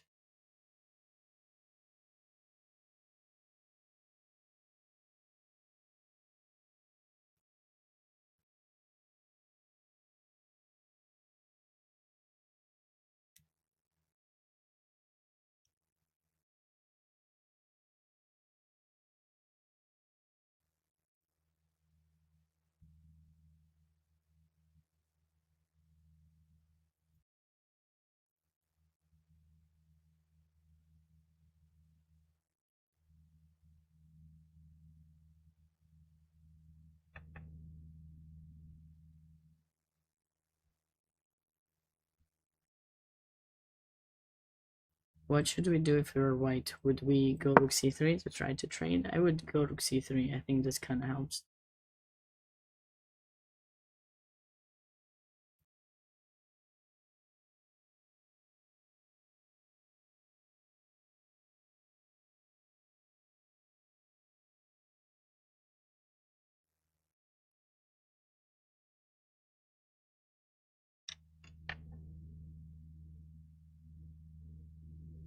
Liam really needs this win to catch up with the leaders for sure.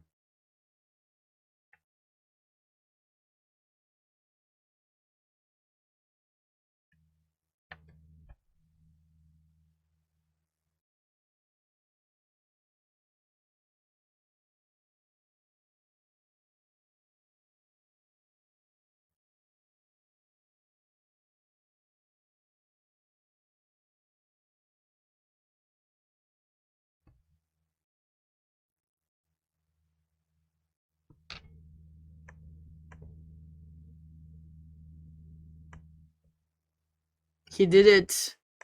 He did it. Queen takes c3 on the board. Okay, white decided to go queen b1. Did not take the queen. But, okay. From here to winning, it's not... Should not be a long path, because b2...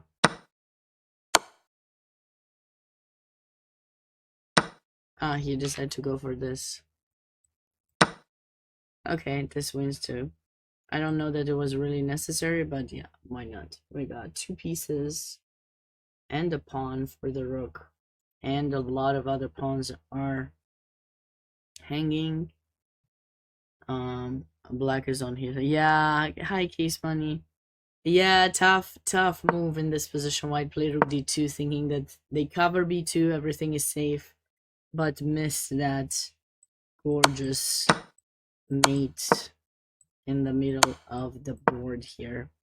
So obviously he had to go king b1, but now, you know, it's kind of game over.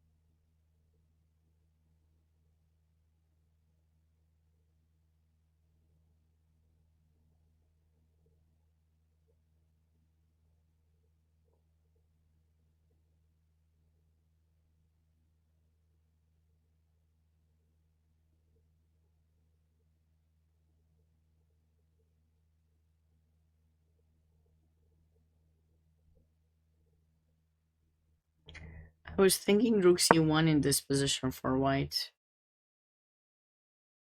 to try to put additional pressure on the c file, bring one more piece into the game. If you happen to not like that pin, however, we can talk about it. You can talk about it too. We can just go queen d3. Escapes the pin relatively easily.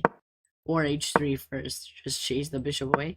I'm not sure if I would go for g4 though. I'm not sure if that's necessarily something we want to do. But why not? Even listen. Unless he wants to sacrifice. Should we be scared of that? Nah, that's just like joking. That's just a joke. And if they take with the bishop again, like no, we're going for it. Never mind. I'm going for g4. Let's go for my move. My favorite move, g4. And white is enjoying a pleasant position.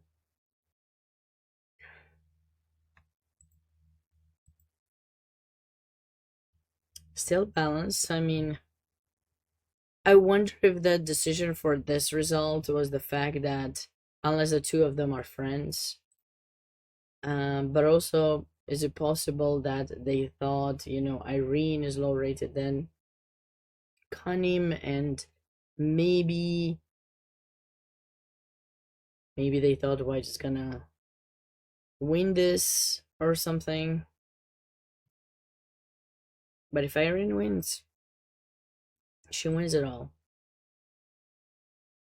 White's on her way to win that. Beautifully played game by Yang Yang.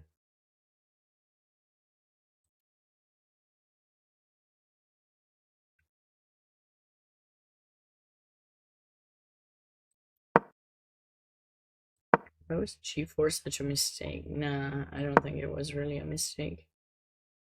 So now white might need to cover that pawn up. I wonder if black can just go rook f4. Or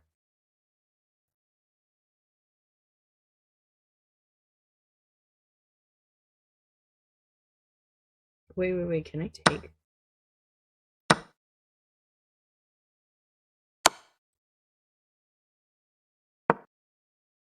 No. No, I have to go bishop d6 first. Rook e1. And maybe rook g5. Uh-oh. Someone's about to lose material. Someone's about to lose material. Okay, king h3 probably only move. Yeah, so rook g1 was going to lose material. Actually, instead of rook g8, could black have just done this? No, because of a f4, right? Yeah. Okay, so rook g8 was getting ready for some threats there with pressure and everything, king h3. But now we have to think of some further improvement on the g file for black.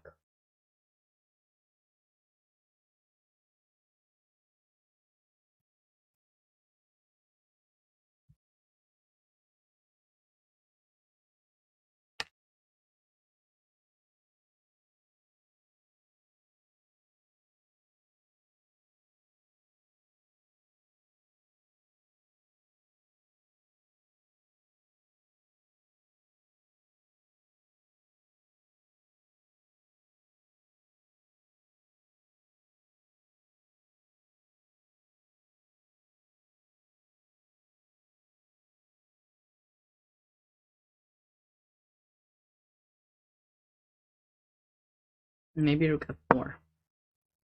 Bring in the pressure. Bring in more pressure. And then this bishop is kind of stuck. The only way black would be able to do something if they kind of break through somehow, just sack a pawn and try to get the bishop out. It's not easy. Ah, I found an idea. Knight d8, f7, g5. No, the engine doesn't like it. Maybe. Ah, no, wait, not yet. But that is. How do we improve with black in this position? I would love to sacrifice in h5, but we're not ready. Oh, wait a second. So after this, can I take? No, sorry. Can I take? I was gonna do some fancy. I don't have time. Sad. If I could somehow take, and then I would have mate, but no. No. Not allowed.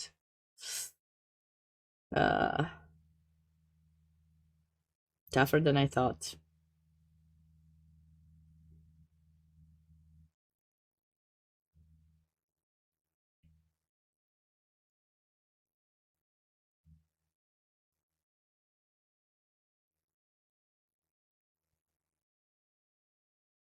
Maybe we should just go b5. Followed by d4. Yes, it might allow a4, but I just don't know how I can otherwise break through. There are a lot of tactical ideas, like obviously with rook h4, rook f2, rook f3, takes e5. But the way you combine everything together is always the toughest part.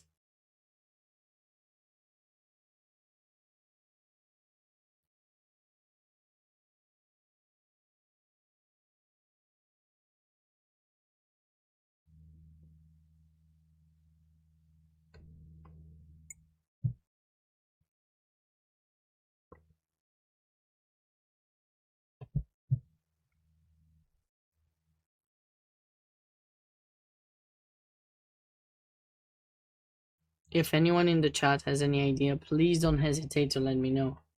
Sometimes I have just blind spots. I'm not. Oh, maybe rook f8. But he doesn't care, Sabina. He does not care. I don't know.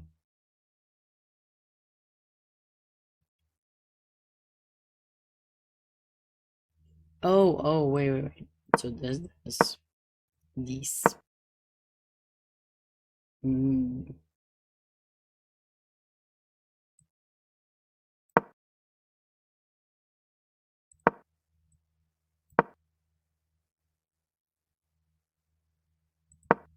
Yes, I finally did it. No, he can't. He cannot do that. But wait, I need to be careful about h7. Okay, I got this. I got this. King h3, rook f4, rook g7. Play, please. Let's just make sure nothing hangs before we go crazy with some sacrifices that I want to do. And make sure everything is covered, and then maybe bishop c5, maybe king c7 improvement, maybe d4. It will take time, but we got it. Time is all we got. We got no money, but we got time. I don't know why I said that.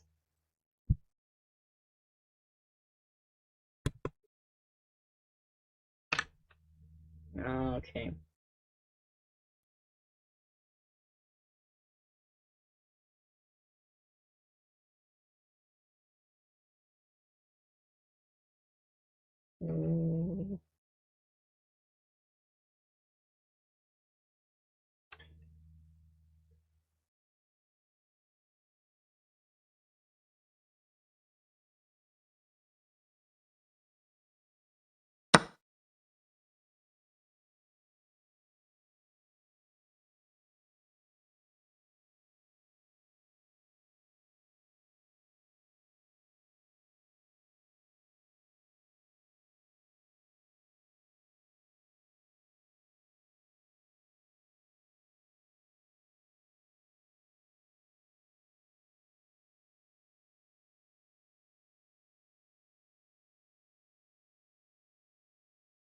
No, white is enjoying a really nice position with the bishop pairs, and the pawn, Oscar, has messed up somewhere. Probably this bishop c5. It just wasn't unnecessary. He should have brought the final piece into the game. It's kind of tough now to get the pawn back, and I mean, you can go here, but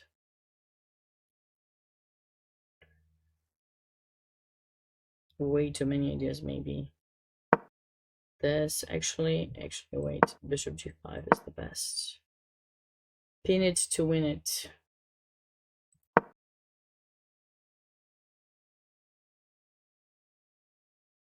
Yeah, no, it's difficult for black in that position.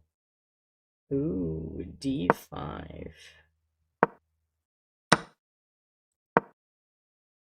I'm really surprised by black's decision to play d5. I mean, with the king still in the center, black should not try to go for that move whatsoever. I mean, trades are fine in c3, bishop e7. I don't even think it's necessary to, maybe even e5, but e5, yeah, I'm not liking this pawn structure. But yeah, like just take, and maybe take again. And okay, white will have a bit of initiative. Bishop e3, rook c1, queen c2 stuff. But at least, you know, like you bring your king to safety. This way, I feel like black's king is just not very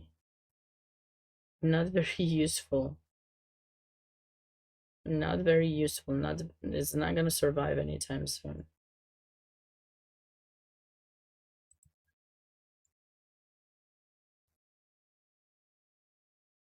Alright, Ted enjoys a pleasurable position. Sorry, Sean. Did I say Ted? I mean it's about balanced.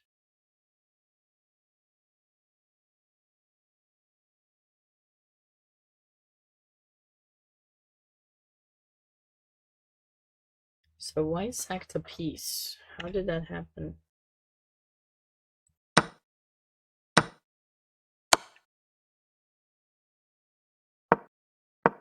It was here, I forgot. Yeah, it was sacked some time ago. He was probably hoping for some mates, but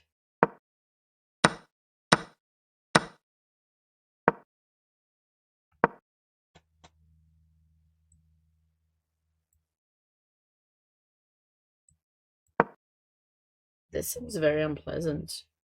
Keeping everything blocked, so this pawn is restricted, the bishop doesn't get into play, the queen doesn't get into play, that pawn is blocked. G3 doesn't help much.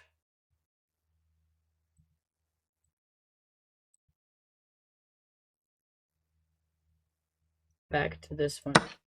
So after this, it seems that black messed up.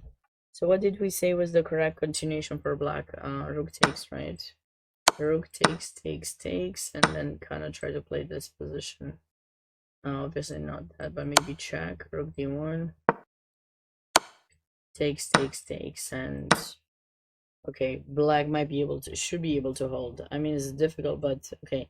If the bishop gets on this diagonal to cover, I think they should be all good. White needs to create a loop, maybe e5, but yeah. So it seems that he ended up playing b5, which allowed bishop takes b7, king takes b7, and now what is the way? I mean, probably check, right? You can't go to c8 because of queen a8 mate, so you have to go king a7 or c6.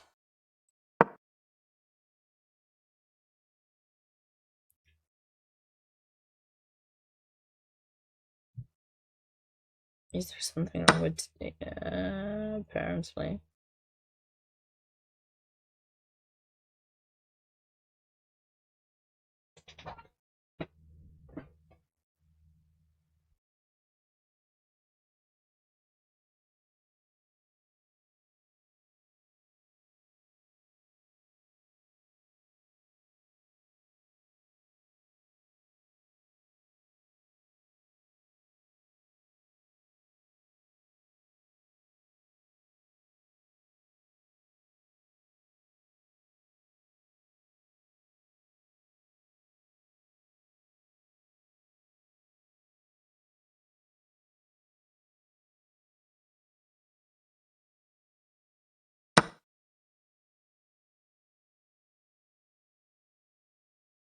Ah, sorry, this just...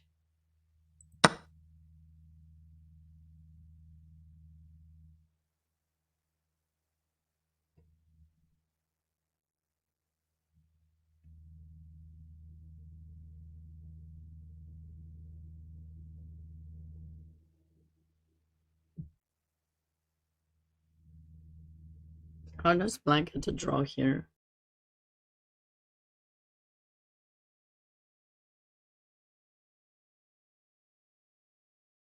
So maybe rook d2, but then we can just maybe take...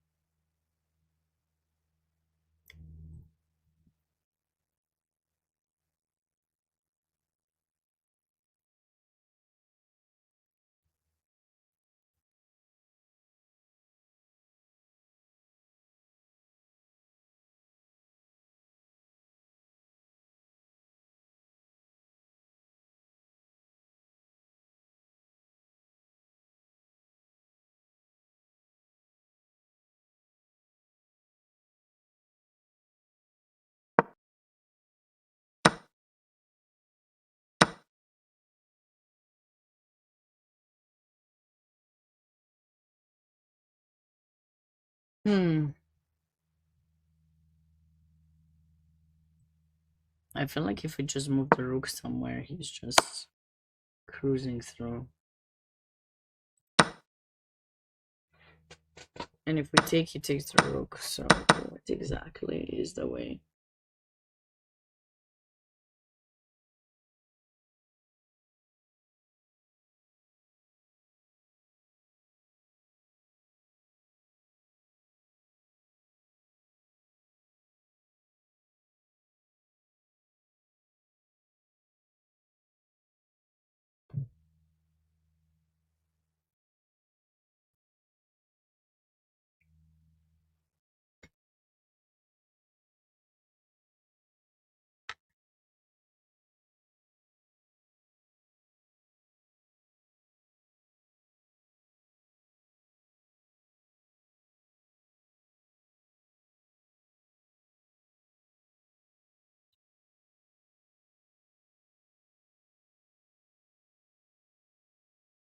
I can't see it, guys. Help me. Help me out, please.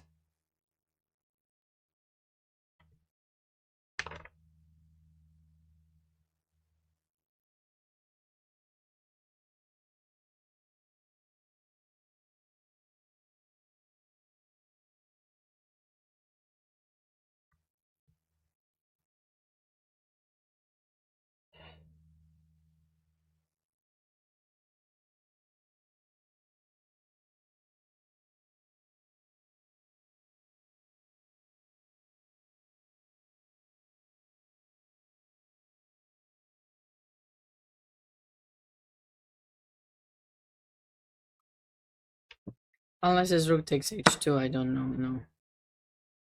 They can just take.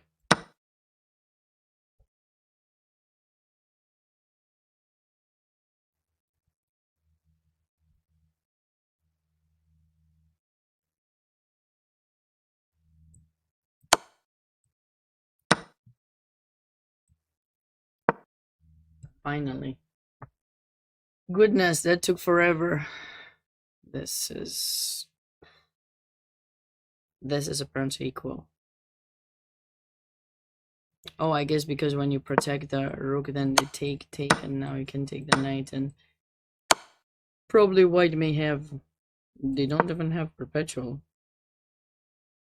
but they may be able to survive here. What a variation. Okay, so queen e4 was played. Okay, but now white is winning. So b5, big mistake. Because now there's nothing to do. That's really tough to lose like that.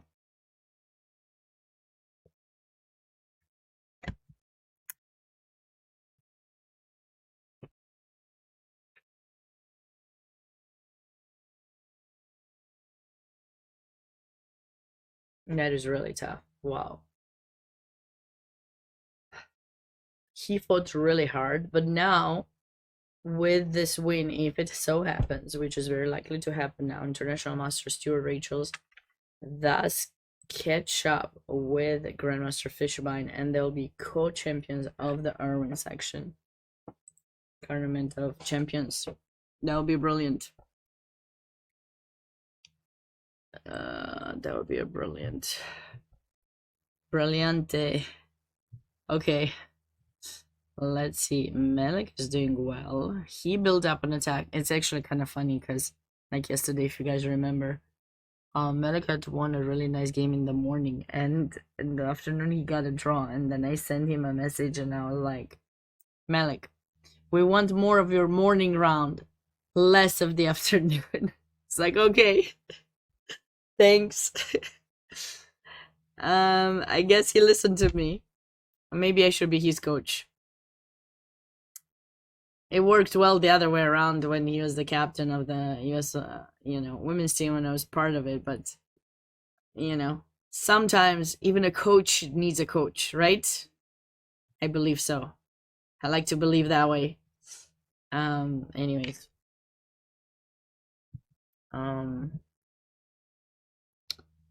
What do we have here? Okay, white was able to keep some kind of safety in the position, some kind, not too much, but like, a little bit.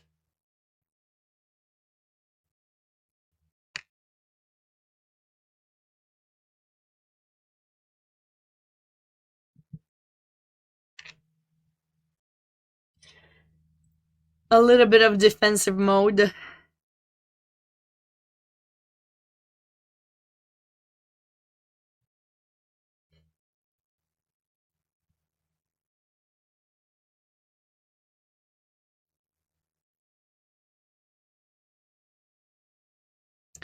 You really want to go for bishop takes g4, don't you? Because I know I do.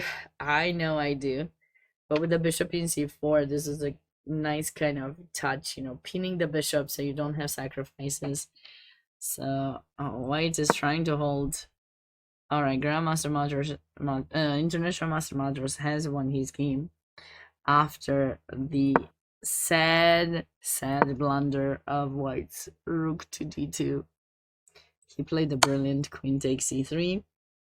If you recapture, it's gonna be mate in the middle of the board, and if you don't, well, you end up losing a lot of material, which is what happened in the game, and it was game over. This is still quite fine for both sides. Fine. Oh, Eric Liu has won his game. Yeah, as I mentioned, like, you know, that pawn is just going. Yeah, nothing to do to stop it.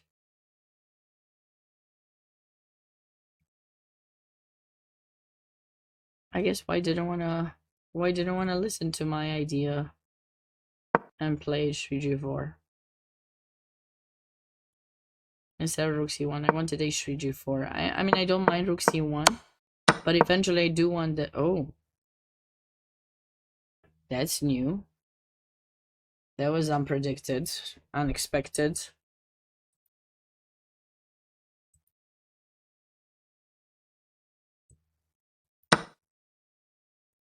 He wants probably something like this. But he's only going to trade off to... I don't see a way to actually win material.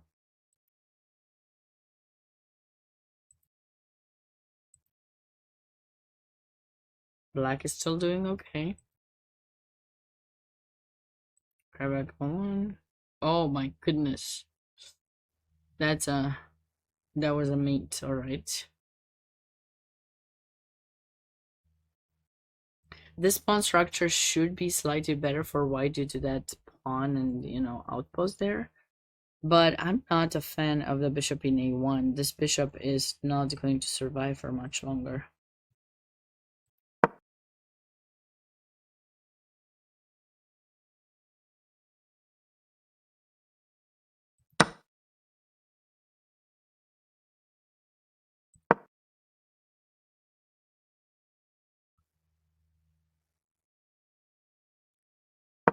So in this position, white offered a queen trade, as opposed to just moving the bishop. Or maybe moving it here with tempo. Or pretty much anywhere to then support the pawn. I don't think queen trades... Oopsie, sorry. I don't believe queen trades was necessary here. So maybe Oscar might be able to hold... Wait. The knight belongs in front of the passed pawn, not to the side. What did he do? Ah, because he wanted to take the pawn. But I think with 96 he would have gotten it too.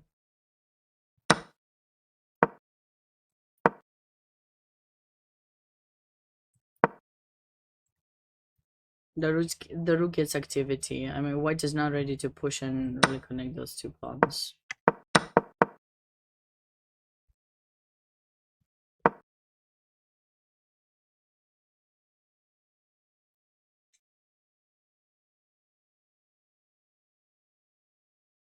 So now black can...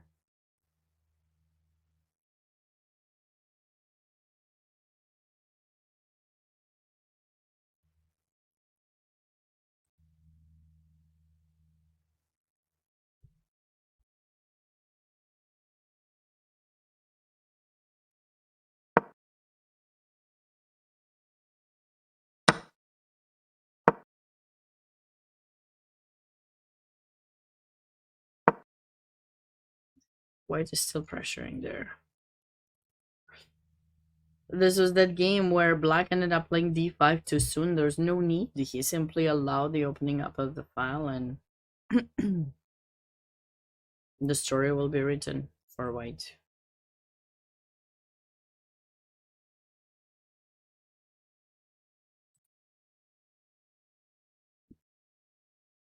Ted's still hanging on. Harvey pressuring Lingxi.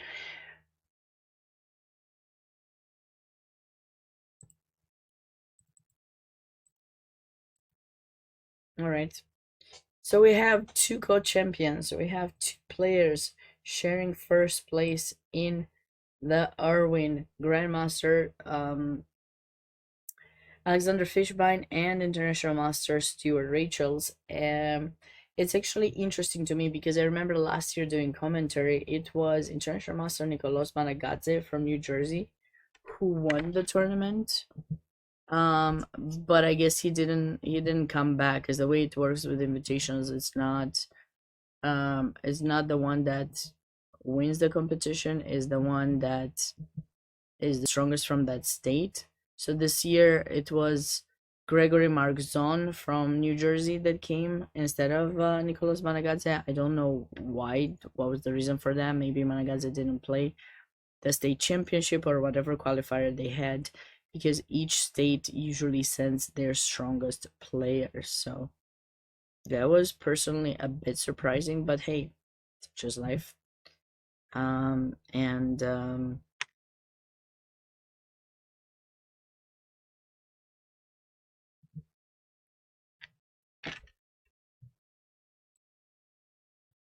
and he unfortunately lost. Now we have two co-champions. Medic is trying to finish in third, putting on the pressure, wanted to take h7.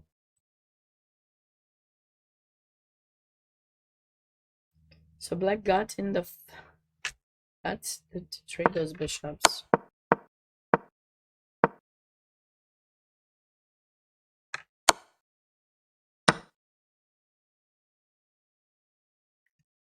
But it's still too early to tell whether black will be able, because this is a bad piece. No mate on the horizon just yet. But black may want knight f4, and if you take, pawn takes. Switch over the rook on g file and just try to combine the g and h files and mate.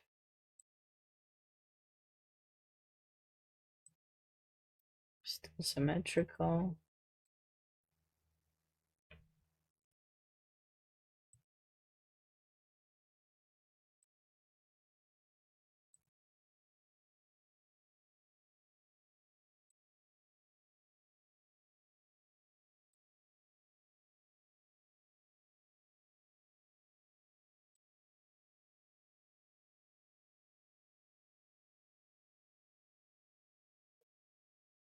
Rook d5 played on the board.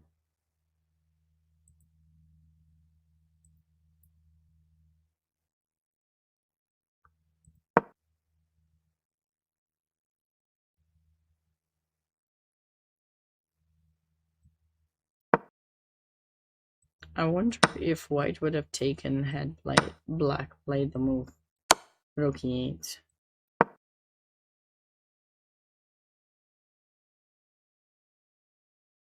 I don't think white has sufficient compensation here.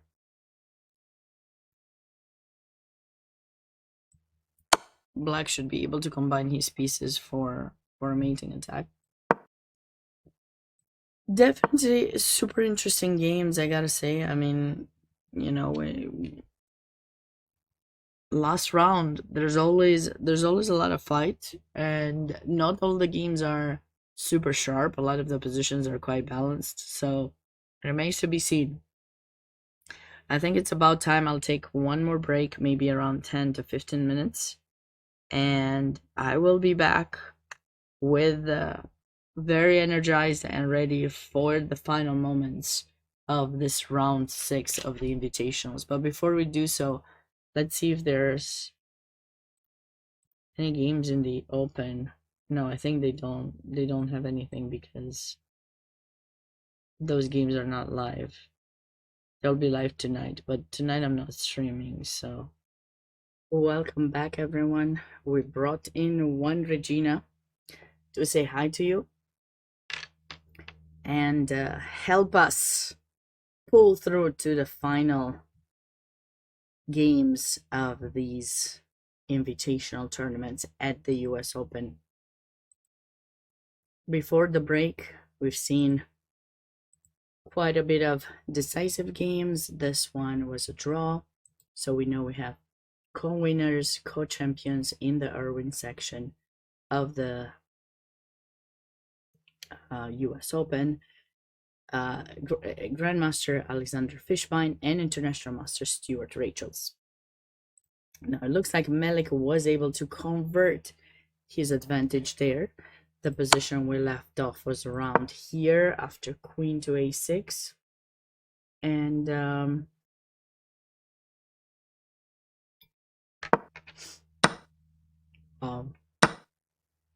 I guess that wasn't even the most decisive one. Idea. Beautiful finish. Queen takes A7. Maybe bishop takes, or maybe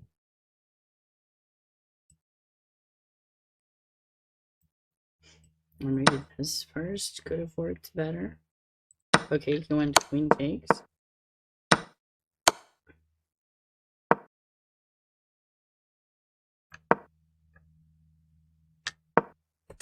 And a nice finish, queen a4 check.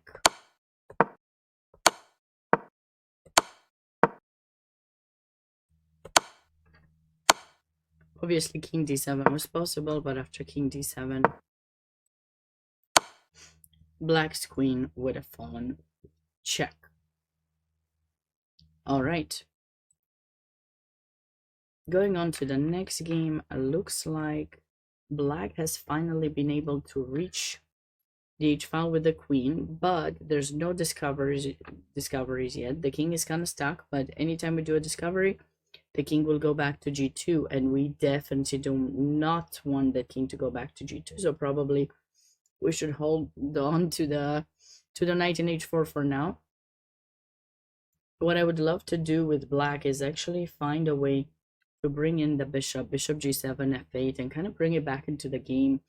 That is the worst placed piece of black, so if he manages to trade it, that would be really great. So we'll have to come back and see if International Master Combat is going to go for that. This was the decisive game we've seen earlier. Looks like the players have gotten into an endgame and agreed on a draw, so that means International Master Bach Ngo is at least co-champion. Congratulations, Bach. This game still remains and could be decisive for the standings, so I'm not seeing a decisive idea for either of the sides for now, so we might just see a draw. If that is the case in the Denker, then Bach is going to be the only winner with 5 points, because we really care about that specific match. If there's no decisive result, then actually Bach is the sole winner of the Denker. If one of the players wins, then they tie. So this remains to be seen. An important game in the matchup, so we'll be back to it. Still fighting on this game. Both players are doing quite fine in this position.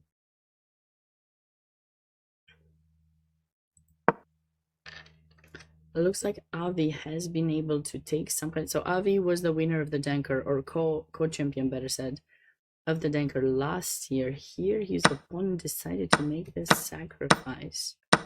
But is there enough compensation for the sacrifice exchange? That's the question. I'm not really seeing it.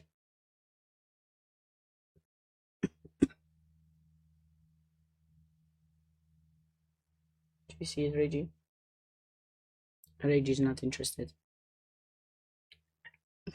Just like I am. Leave me alone.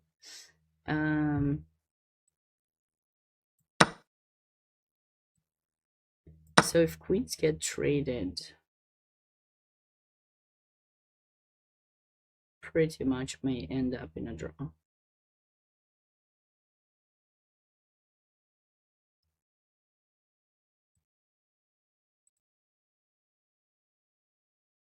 Irene seems to have made a slight inaccuracy here after knight f2.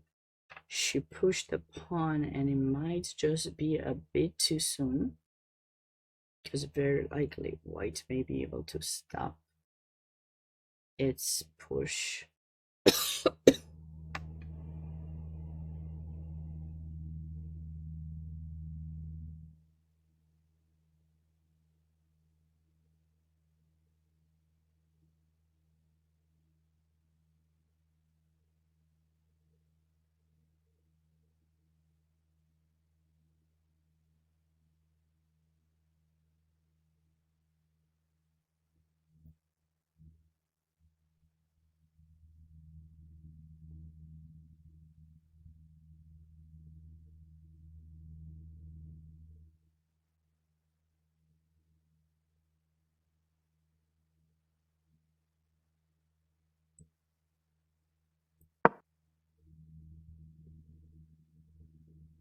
This is the piece that needs improvement for white.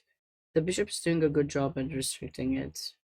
But you know, the good thing for black is the fact that she does have way more time than her opponent, so that could be playing in her favor. That game was decided.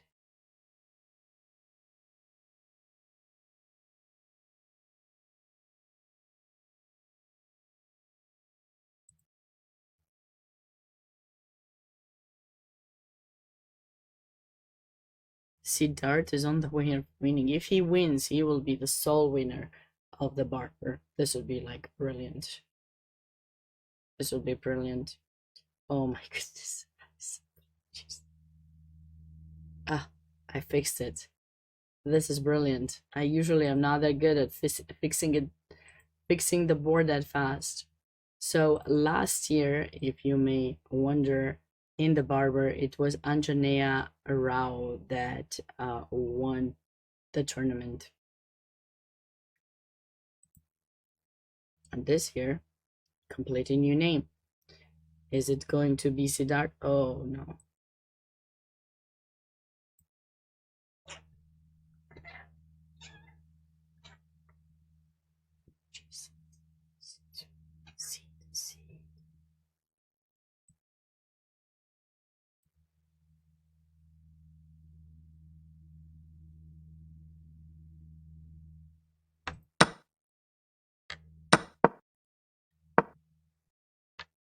How is he able to break through? Remember we were, oh. So he brought in his bishop to c5. I was thinking that.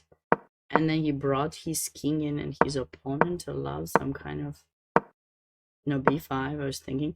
But you see, with that rook having moved from a1, now ideas with a4 are not so great anymore. Or for white.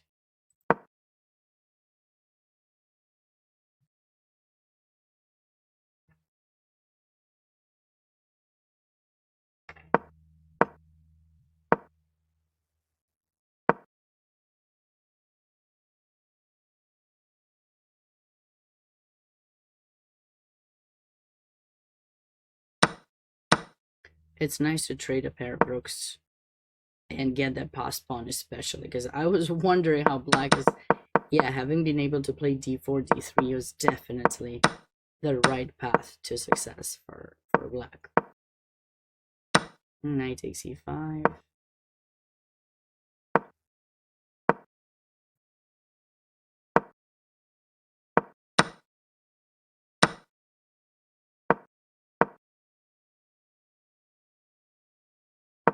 And now those pawns are just gonna march.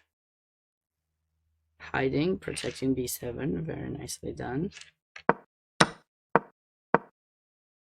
Very nice. Siddharth is on his way to converting this.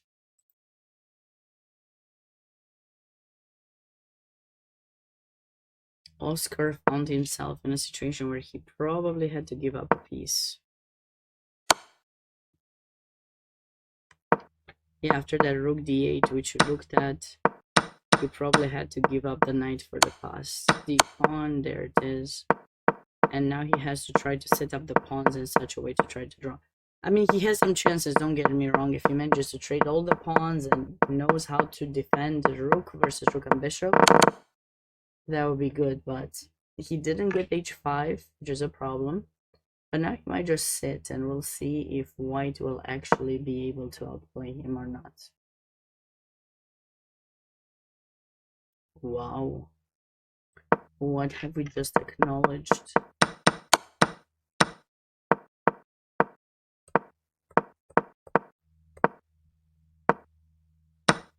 Oh my god. It's too gorgeous. This is too gorgeous. So if you take with the king, we're gonna go bishop g5 and you're gonna lose a bunch of material. If you take with the queen, we're probably gonna go bishop g5 again and you're gonna lose a bunch of material. So a nice way to finish that game off by Kyle.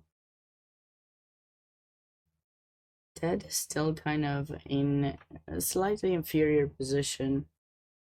He's down on exchange, but he's still fighting. Those pawns in the center are relatively strong. and keeps white's pieces restricted.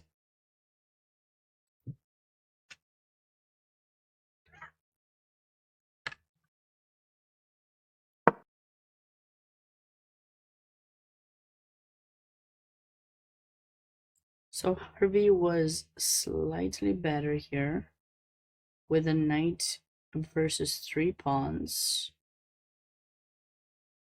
but he ended up going knight e7.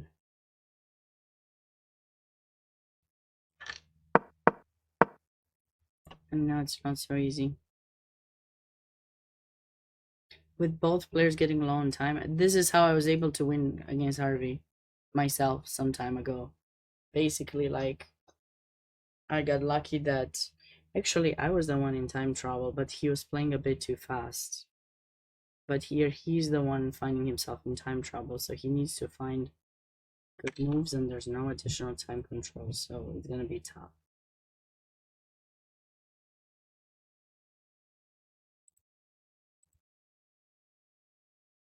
Alright, so these two players are great on a draw. We already knew that.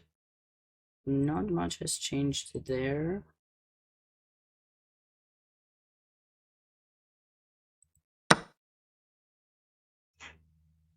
Wait, Ave gave back the exchange. He decided, oh, maybe he just blundered it. I don't know if he decided. He probably very likely just blundered the rook a1. Maybe he forgot about knight f3. Because now the problem is if you take back with a knight, there's knight e2. So he must have just forgotten instead of just taking the knight in d4. Okay, Vishnu has created his chances. He's up a pawn now. It's opposite color bishops, but we still have knights, and oh, this pawn will be lost soon. This pawn will not be surviving.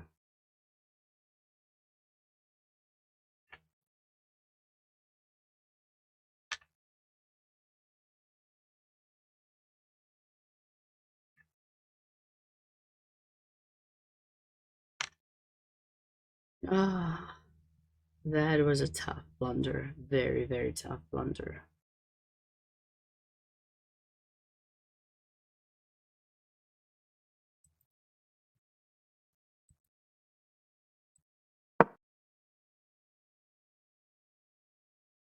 Okay, white has activated her rook.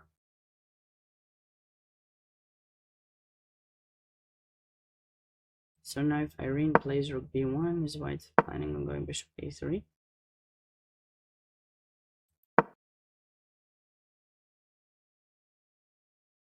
Does white have time for this? Nah. Or maybe c2 first.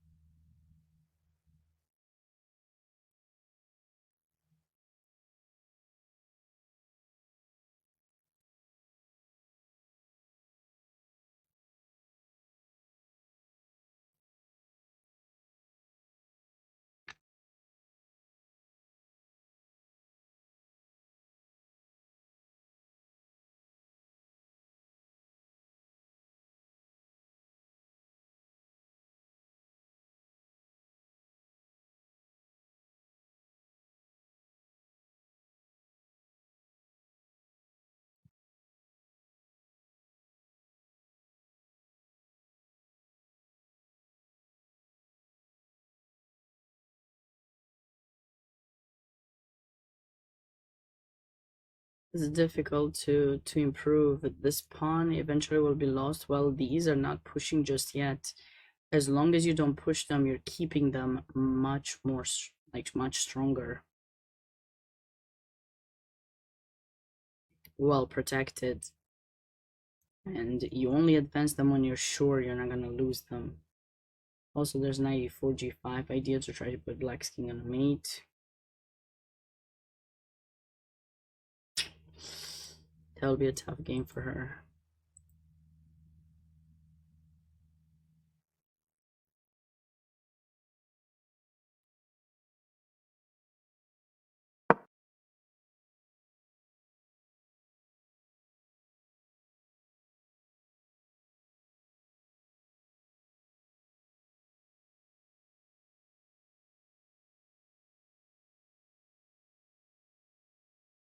Black's very unpleasant placement of the pieces on the A file are very unpleasant. The rook is stuck. My first stream back should be karaoke to celebrate. Okay. You know I'm not the best at singing, right, smart guy? You know my singing skills require some more work.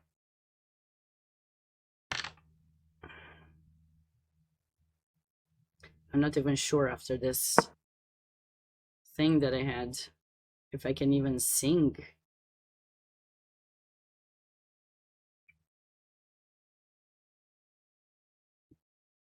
Yes, it darts up a piece. In really good position.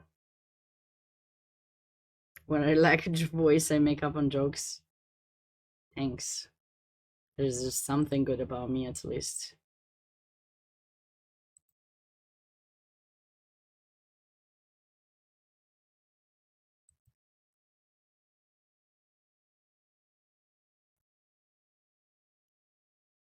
Sean is trying to outplay his opponent. Why was knight takes? Why not rook? Back rank. And oh wait. Too soon.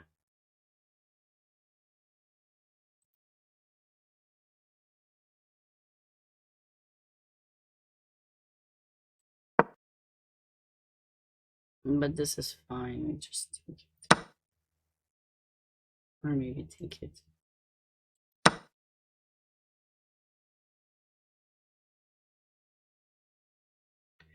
Do I have any favorites? Well, basically, we've been looking at the invitationals only. The US Open. I'm gonna cover the last 3 rounds of the US Open, which start tomorrow evening, starting with 8 p.m. Eastern time.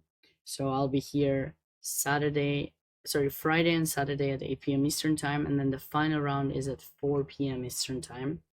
So those will be, you know, kind of exciting for qualification for the US Championship, because the top American player qualifies. Now these are invitationals, so they bring players from each state, right? The strongest player or the state representative. For the kids tournament, so the Denker, Barber, Rockefeller, and Irwin, their scholarships and prizes for as for the Irwin, which is the tournament and senior champions, they're just prizes for the top 3. So basically, it's like very interesting to see all of them compete, right? So you have to have more favorites because there's more tournaments, so you have to have a favorite in each one of the tournament. I definitely really like Ted's play. I think he's struggling a lot now to try to kind of hold here, if he even manages to do so. Yeah, this is in the Rockefeller. US invest in chess. Yes, they do. They do. It's quite a bit. In the Irwin, so the tournament of senior champions, I definitely really enjoyed Grandmaster Alexander Fishman's play. He's played amazing. In the Denker, definitely Bach and Goal has played well, but I really enjoyed last round's game of Liam Putnam. He's played a great potentially preparation and such in the girls in the Haring tournament. Probably Megan Paragua is the one I was rooting. I would say I could be rooting for, and then in the Barber, I haven't quite had someone specific that I was necessarily looking at, but yeah. I mean, I was looking at all the games. I just didn't have someone in mind to really like be rooting for, so to speak. I mean, it's the last round, so we're gonna find out the standings and who gets the scholarships and what and everything. But yeah, it's so Andy Woodward is not playing in this in this tournament. He has recently played in the US Juniors Championship, but not in this one.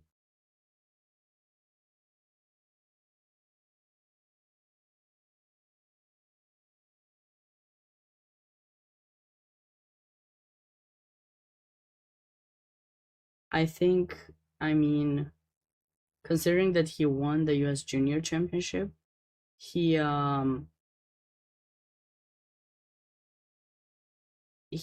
automatically qualifying for the US Championship. So he's already qualified. He doesn't need to play in the US Open.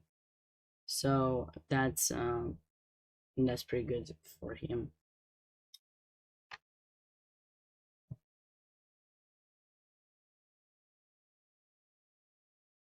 And this game is trading off to a drawn.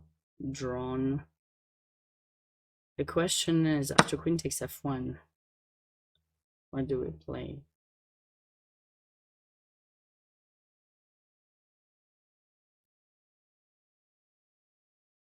Hi, Michigan Eagle. Great to see you here again.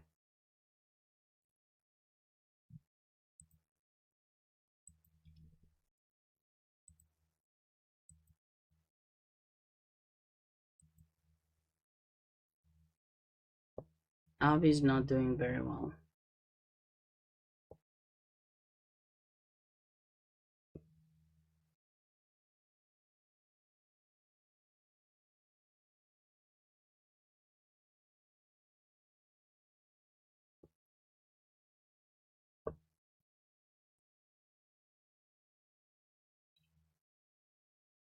Great to see you here again.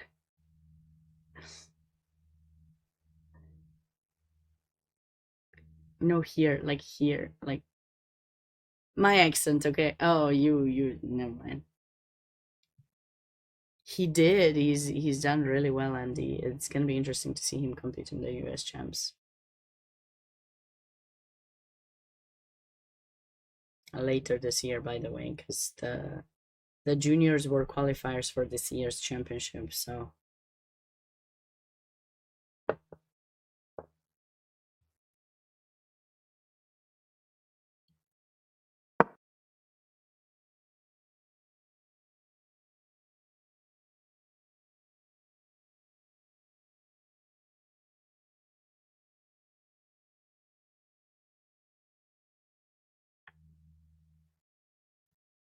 What is the game you guys want us to stay the eyes on the most at the moment?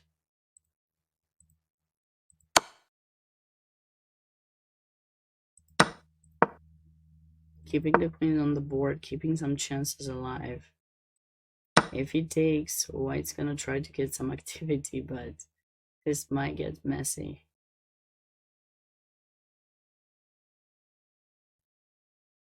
Is white gonna play queen f6? Probably.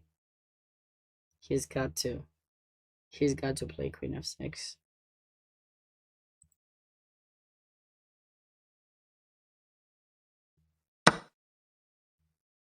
And with the queen that active, I mean, eventually there might be a perpetual. I know, I feel so bad, like the esports tournament is taking the place in the same time, like pretty much every time I stream something's going on. I hope for the last 3 days there won't be anything, so you guys can actually catch up with the US Open.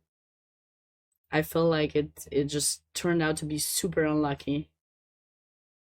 Yeah, I don't even know until when they play. Do you guys know the schedule for that event?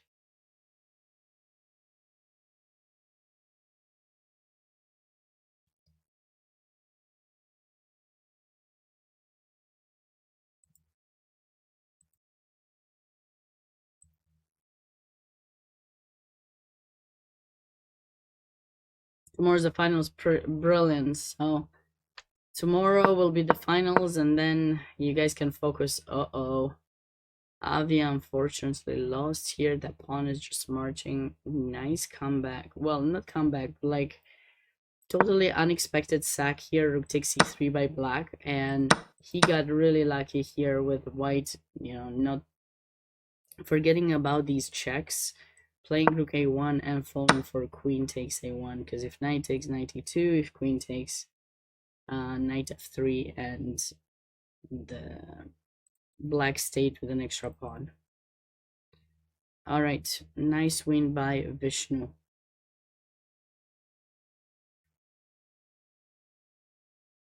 Yeah, it was game over there. It was game over.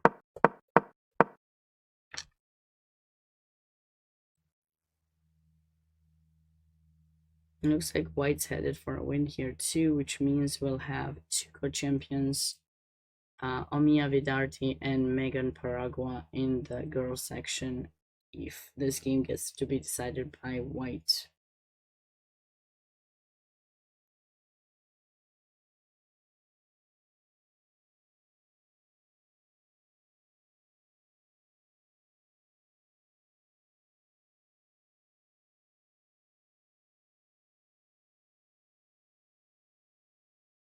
That's funny, Michigan Eagle.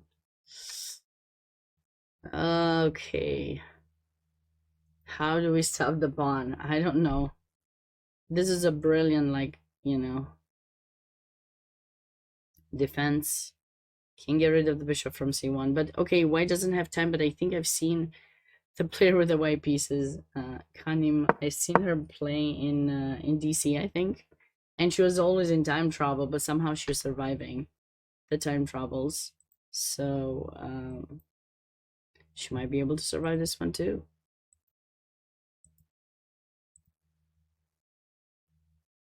Siddharth wins as well, so we have the full champion, full-fledged champion in the Barber. Congratulations, Elliot. Uh-oh. We've got a blunder alert. So Oscar almost saved it. He almost saved it. Had he stayed here, I think he would have... No, because that's a rook b7. What is it, check? No.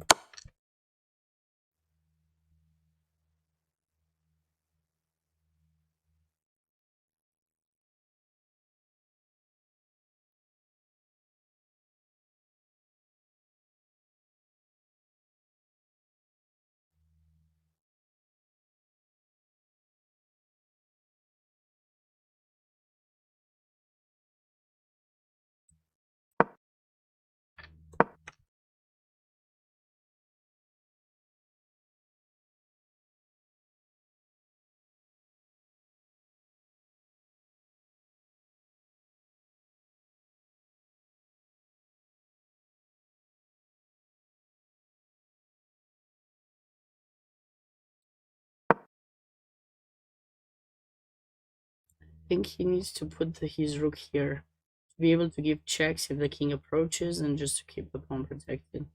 So if you go there, we go here. So he could have helped it, but he played the move h4, and now it is game over. The king and pawn in game is winning. Oh, no, I feel for him. He found a way to come back into the game, but then, oh, sad. Sad, Reggie. Sad. Oh, smart one. Smart one. So in this position, Ted found himself in a situation not feeling very happy about how things are going, so he played h6 and offered the draw. Wise decision. His opponent, like both of them get alone time, getting a draw can help share first. Okay, makes sense. Let's do it. But there are quite a few people that actually can share first in the Rockefeller, I believe. There were like a bunch of them. There were 6 players with 4 points. So one of them, of course, Ruth had, but the other 2 are still playing. One of them, we don't even have the view of the game, so we don't know for sure sorry, 7 players. So we don't know for sure what's happening. I'll have to wait to check the standings, but he's gonna be a co-champion. That's good enough.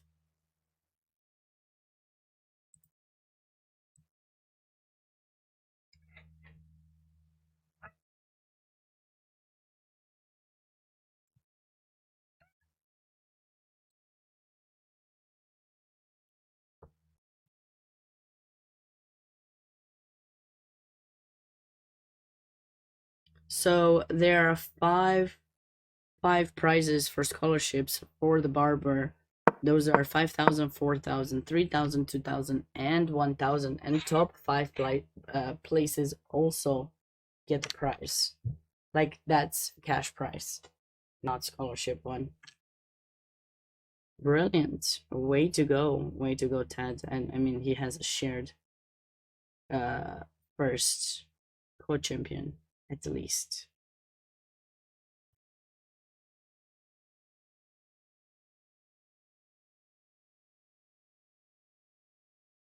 Move the pawns to g4, g5, and it's a draw. Maybe, sometimes.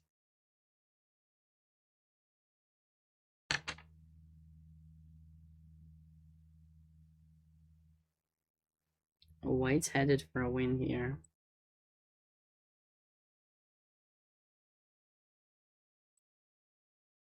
So we have that game left.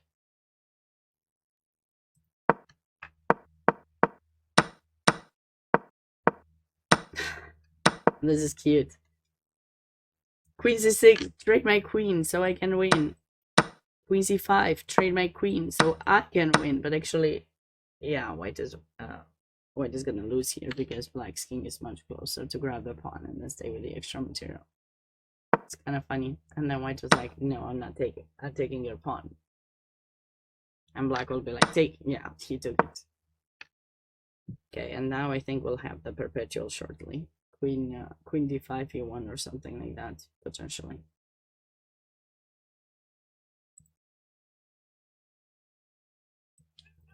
This game is over. How many more games do we have? Uh-oh. Blunder alert. Blunder alert. Rook c8. Uh-oh. These two pieces were doing great. Why did white move that? I think white felt that she's gonna have a mate with rook f8, like f5, rook f8. And she forgot about this, and now rook f8, king g6, and there's no mate, and the pieces are hanging. Uh-oh. This is scary. Irene might be winning this. Sole winner. I don't know, let's not call it just yet, you know. Commentator's curse. What do you think, Reggie?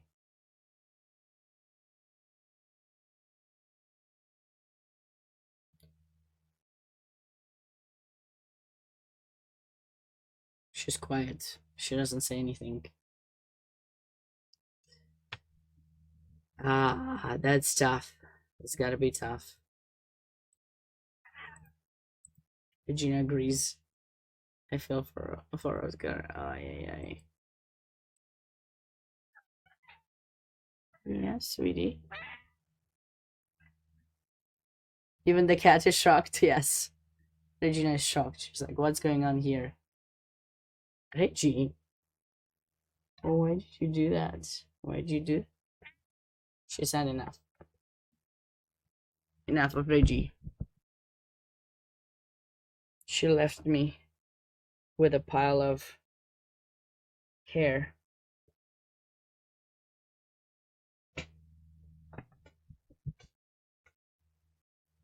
This is what happens when you have a fluffy cat. No matter how much you brush her. Oh my goodness. This is tough.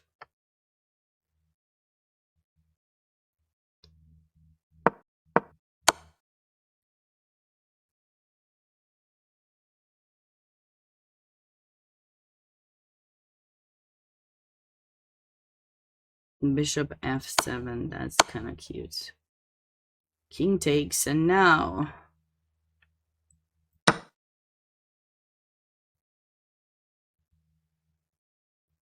How do we convert this?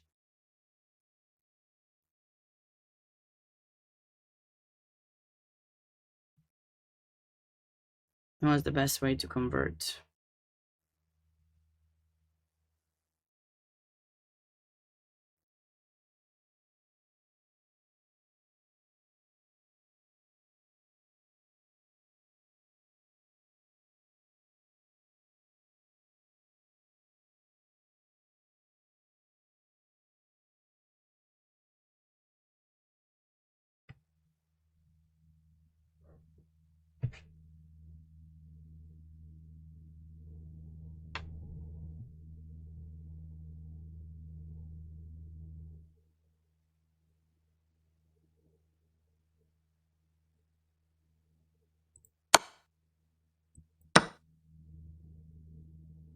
Originally, I was thinking of this, but there's no follow-up to the pawn that just gives up an exchange. I think just check, right? And then the king goes to g8, and then one more check. Or maybe just d7. There's no need for one more check yet, just d7. Oh, d7 doesn't win. Oh, because we just take it. Oh my god. So what do we do with white? Check. King g8.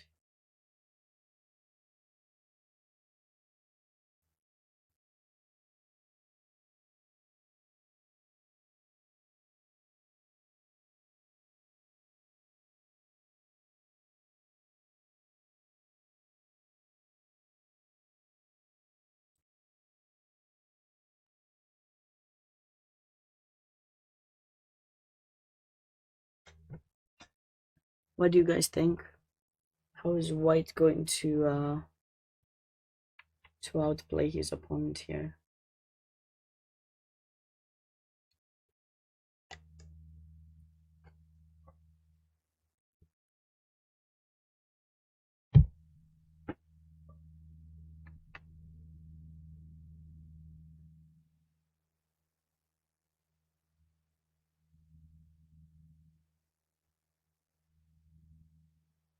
Maybe some prophylactic move like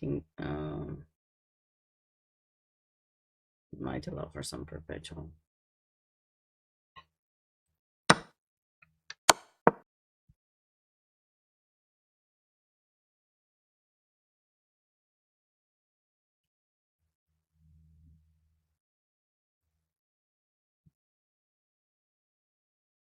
Should we just go c4?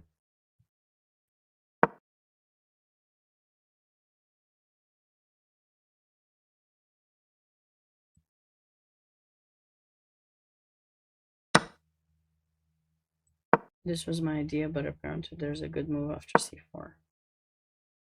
It's like rook f8. No. Maybe queen f3 to try to give perpetual. Maybe not f3, somewhere to try to give perpetual.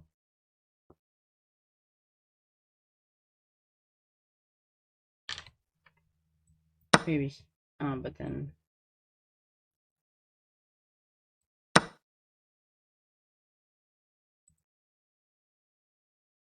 It's not as easy. It's not as easy as it seems.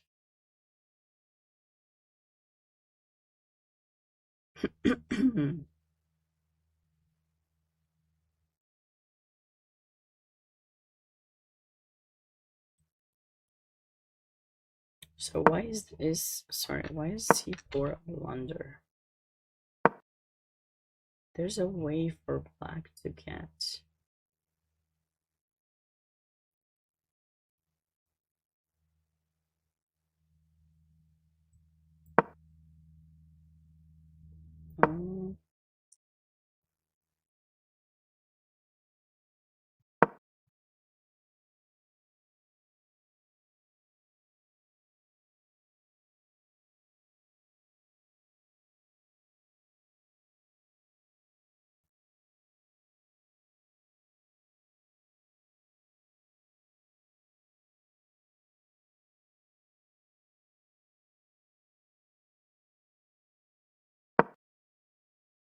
No matter what I'm trying, it's like it really makes me so annoyed sometimes when I get these kind of positions. It seems that there should be a move, but there's no move to my view, to my knowledge, immediate move to save the game. There's nothing. I found it. Better be it. Yes. Let's go! Queen e8 backwards move. Those are the toughest ones to see. Queen e8. Save the knight. Save the pawn from pushing and get ready for some perpetual. Okay, so what's white gonna do? White played h5. Okay, queen c4. Queen e8 probably was still... That was kind of the approach. Okay, he played queen c4. Okay. Alright.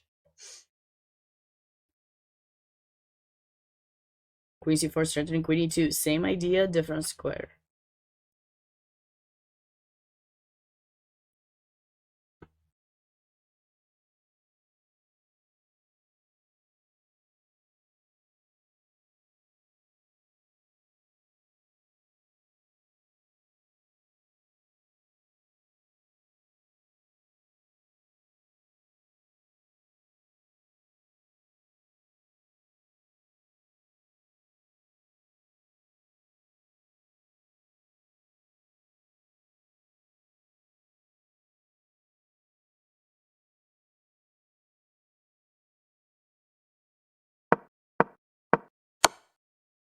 Oh my god. On and off. Back to back. King h3. I think this kind of idea is what white wanted to do, but then this would probably just lead to a perpetual check. I don't believe you can hide anywhere here. Check, and if you do that, probably I take. So maybe white just needs to... That allows a perpetual again.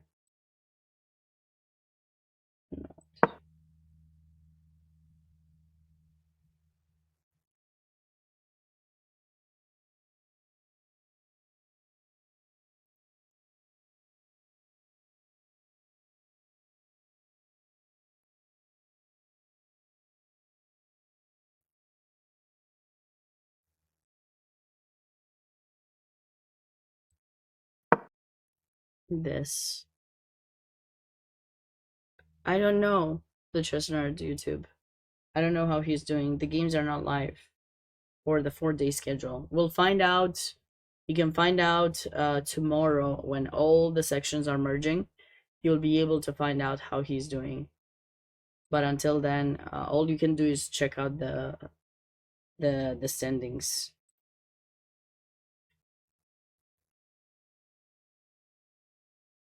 Here's one. Okay, then then you know. If you know, you know. I didn't check. Yeah, it looks like he won the first game. He won the first game.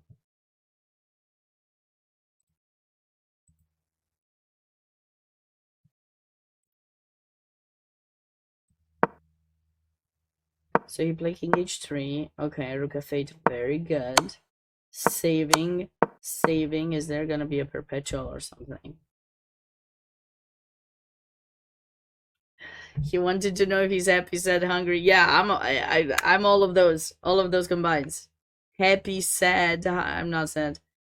Happy. I'm not happy. It's just like neutral right now.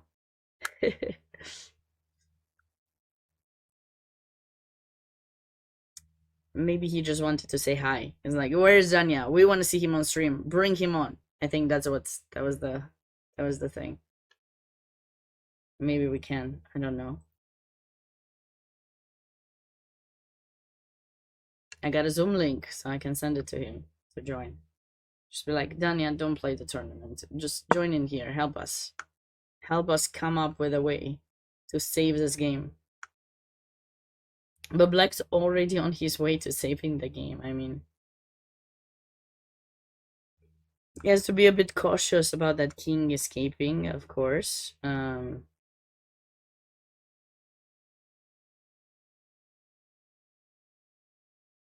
That's true. Danya is indeed very tall.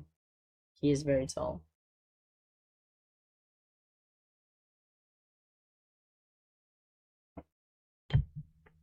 The tall Danya.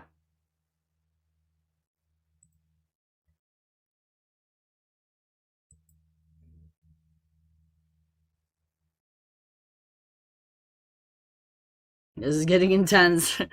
I'm curious now what's gonna happen here. I think there are a few other games that are important, by the way. This one, I was pretty curious what's gonna happen here. So after King G6, let's see. Because if Irene wins, she's going to be the sole winner of the Irwin. Oh my god, she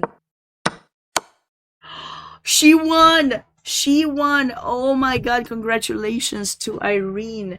The top two players have drawn their game relatively fast, and Irene fought through like a lioness, and she was lost, and she somehow survived. And now she's the sole winner of the Haring. That is amazing. Congratulations, Irene. I don't even know Irene, but the story just seems kind of nice to tell, you know. In Romanian language we have the saying, it's kind of, I mean, I hope it makes sense. When two are fighting, the third one wins. I don't know. I don't think I've heard it in English, but feel free to say whatever is similar to that saying. So she gets like top place, which is like first place is $800, and then she also gets $5,000 scholarship for university. She gets to say one. Irene won.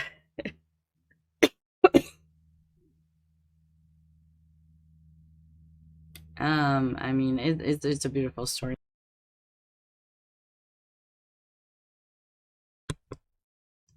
Definitely, that is crazy. Congratulations. I mean, what can I say? Just the story is impressive because, you know, top two girls fought, they drew, and yep. Wait, what on earth is going on? So many unexpected results here. Oh my god, Black finally got on the H file. Wait, what's going on? Wait.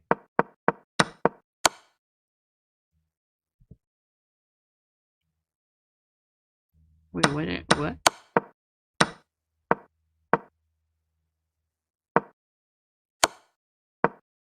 Did he get his rook trapped or something? Or he lost on time, but I mean, the position is also, looks like the rook is trapped. This is falling. Incredible result by Atu. I know Atu. Congratulations, Atu, representing, I think, DC. That's pretty impressive. To take down Ekampat, it's not easy. Wow. Everything has been going completely unexpected today, I gotta say. So, Bah is the sole winner of the Denker, because these two guys, they didn't draw yet. But, wait. Let's not call that yet. Somehow, Liam was able to somehow get a pawn. Somehow. Well, he did get it earlier, but I thought it was going to be a perpetual. Okay, this should be a draw. How many moves do you think they will play? But actually, White can still blunder, because he's down a pawn. And if the queens are going to be traded in a good circumstance, Black can actually convert this. That's going to be tough. Okay, so we have that game remaining.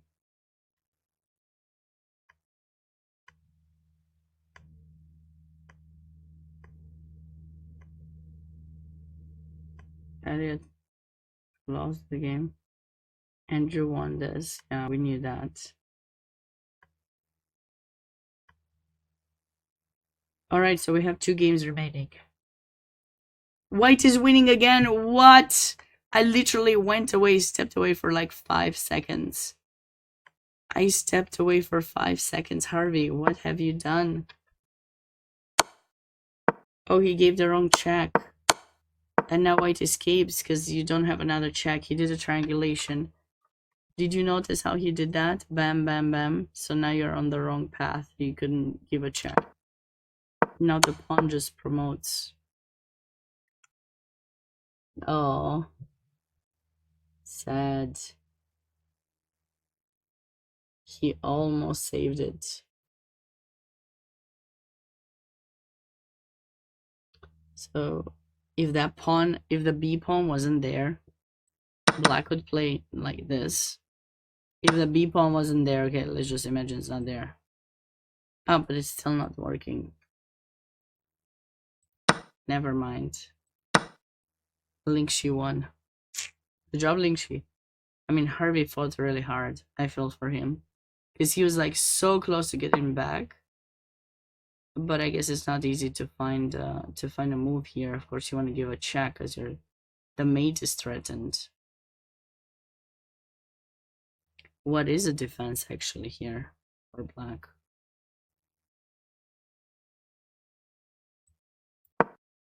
This doesn't help.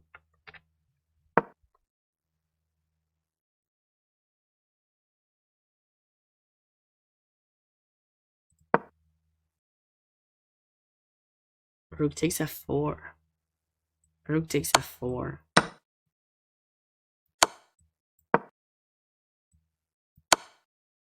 Obviously, if you go back to h4 is that, and if you go here, oh, sad miss by black.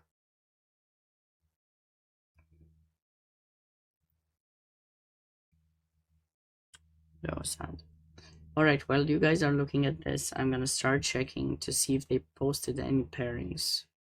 Sorry, standings. The closing ceremony is at 4 p.m. their time, so in 2 hours. They have not posted any standings.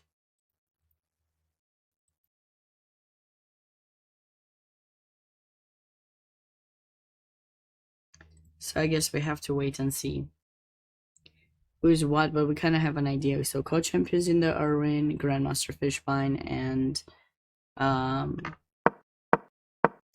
and Stuart Rachel's.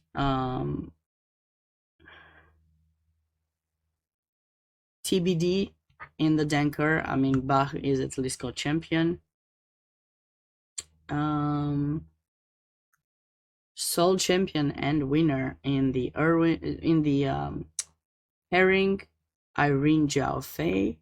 Beautiful comeback after being totally, lost. And Ted Wang is probably going to be co-champion with a couple of people, so I'm not sure. You won your round 1 against 1100. Nice, good job.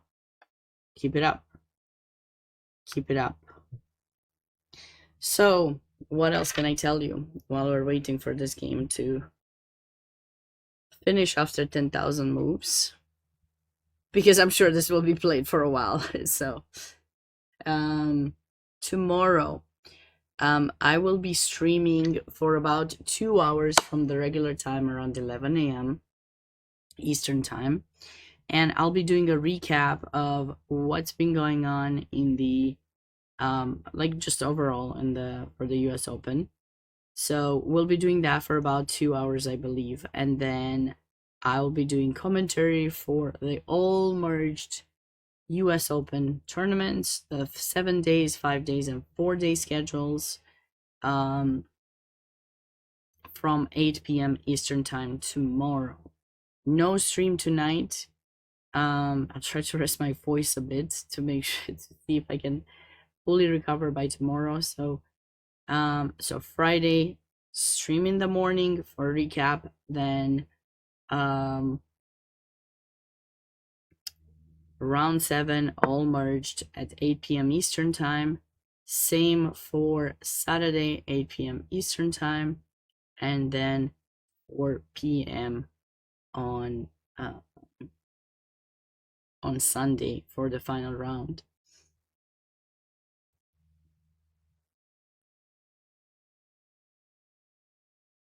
If you happen to be on site in Madison, Wisconsin. Don't forget that you get the ability to um, see quite a few things that are happening in person.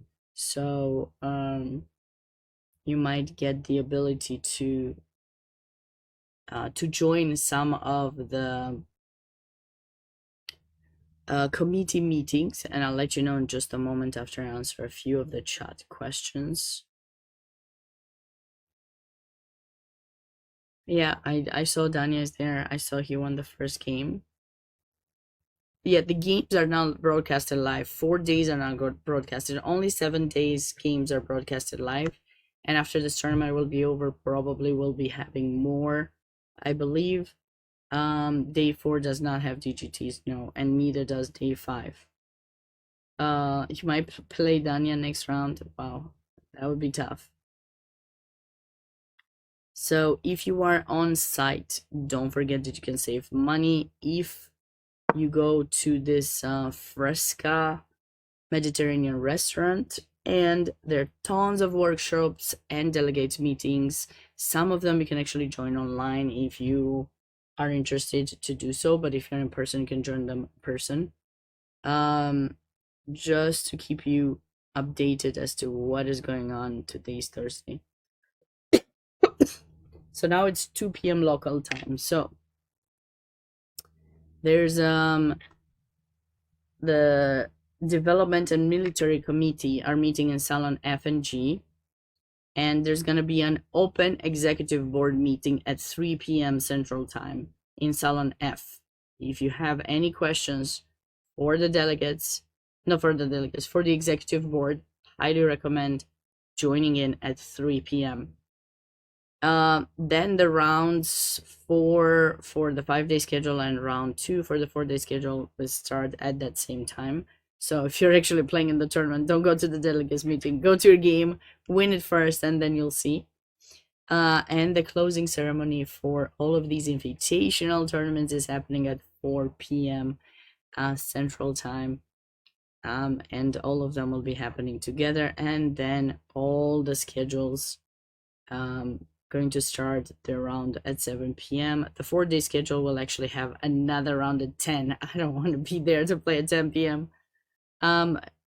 Thankfully, I am not there, and I will be taking my rest so that I'm well rested up and ready to prepare some exciting recaps. I'll be definitely watching the games to be able to bring you some exciting recaps from the US Open, as well as probably my favorite moments from the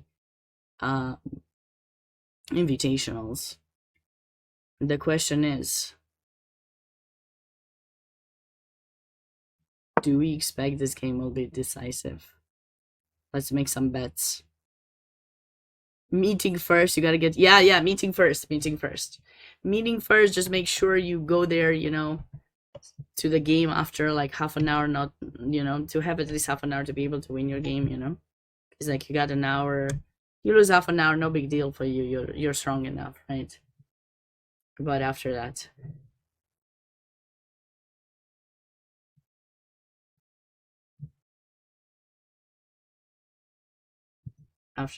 they can certainly play.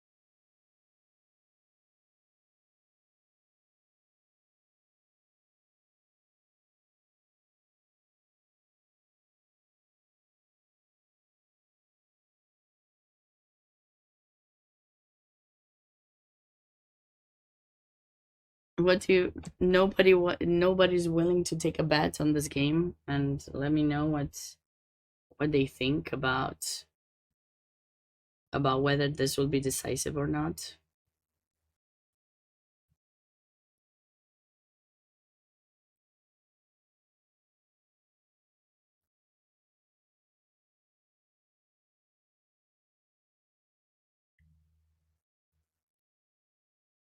Should be a draw.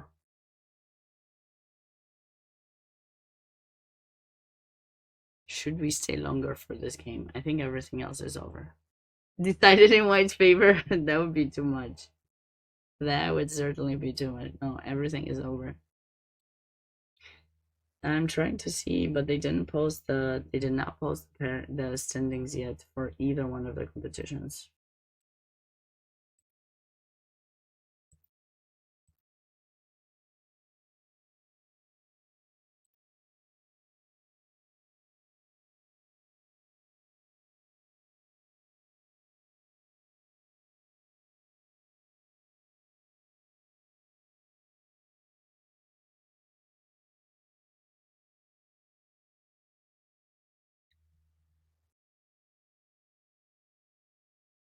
Of course, Liam is trying to win because looking at the standings,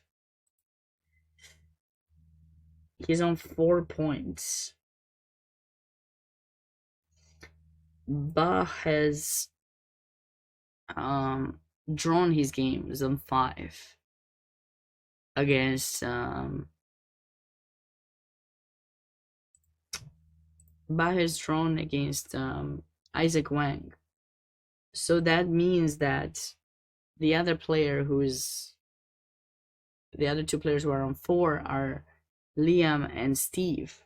So if they draw, they'll be on 4.5. So Bach will be solved first, and there are a lot of 3.5 point players who have had decisive games who will catch up. So the thing is, like, in a way, you really do not want to accept the draw because you're really trying to win and, you know, catch up, but it's like it's not easy at all to come up with because White's king is so close to the pawn. So unless somehow, like here, somehow, okay, I have an idea on how Black would try to win this. So basically here, just gonna make some bad moves, okay? Just gonna make some bad moves.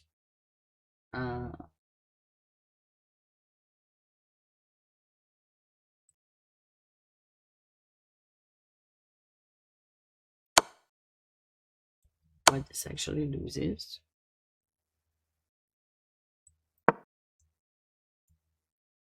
Okay, like that, I guess you can lose. But I was thinking, okay, just bear with me for a moment, okay? Just bear with me for a moment. Unless you get this endgame.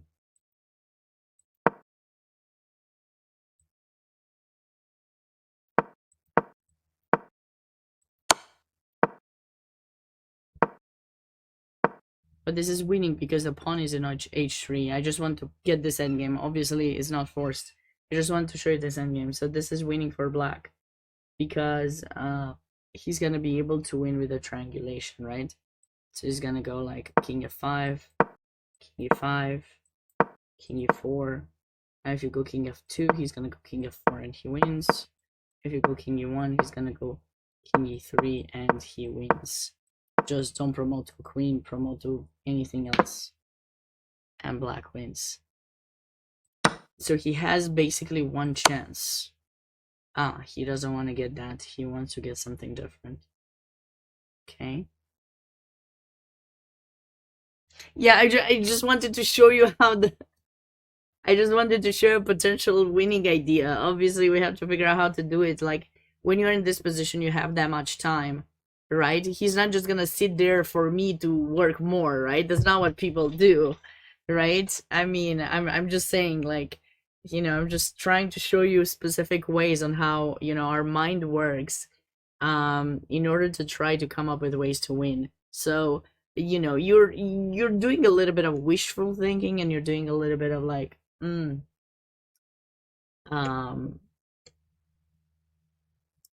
prayers, you know, and then you're doing a little bit of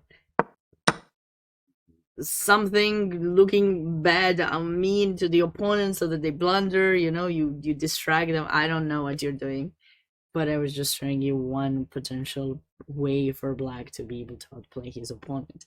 Now the thing is, he shouldn't spend all of his time. I think he should spend 2-3 minutes, which I think is what he did, to kind of think through a plan, and then he has to play fast so that his opponent doesn't get the chance to really think every single move. Because when you are in a position of being the one pressing and you're the only one who can play for a win, it's the opponent who always has to find defensive resources. So as long as you know your plan and you play fast, he will slowly, or she will slowly get lower on time, and then you'll be able to outplay them. So it's just a matter of, building up that patience, building up that momentum, a little bit of luck, a little bit of prayers, and it is what it is. But he's definitely trying his best. He's the title player, he's the higher rated player, but it's not easy, but anything is possible when you just believe. Wasn't there a saying like that, like some movie or something?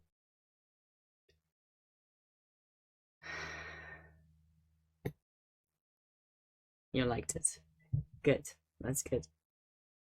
I was thinking to actually stop the stream early, but no, I'm staying with this game because I'm really curious now whether he can find something. But I think now there's a perpetual check though.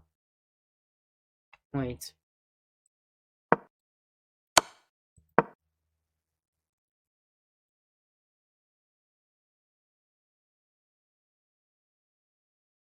And now finding the best move. I think it's this. Yeah. Here, I found another way for black to win. You happy?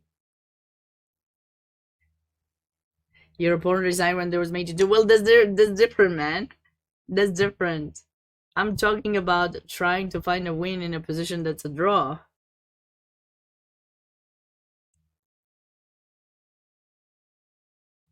You were irritated. Oh, come on. Come on. You'll be over it soon. I don't know this part of like I don't let people get the draw if it's made. Like I just resign. Come on. I don't want to spend another minute unless it's like I don't know. I don't think I do. I don't think I usually allow the mate. When I won the US Women's Championship, my opponent didn't let me make the mate on the board. I wish it did because it would have been so gorgeous to show it till the end because all my pieces were actually able to restrict everything. But yeah.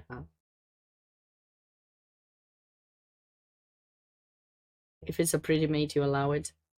I guess that's the consensus, but it is what it is. Life's not fair. Life's not fair. Do you guys think poor Steve is gonna fall for that trap I just showed? I'm kind of like my heart is in two pieces at this point because I don't know what to wish for in this game. In a way, like I'm pulling for William, I keep calling him William. Maybe he will just get lucky in my culture if you call someone by a different name than their own. They get to be lucky. So so Liam has had a brilliant game yesterday, queen sack and everything. Is the highest rated player in the tournament.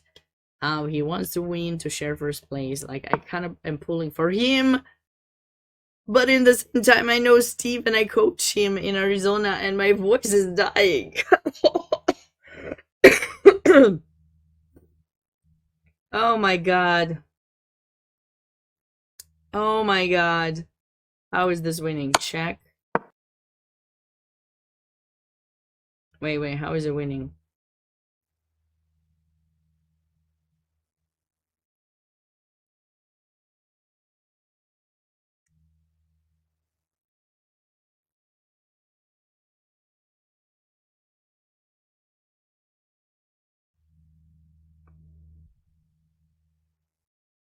Check. Check.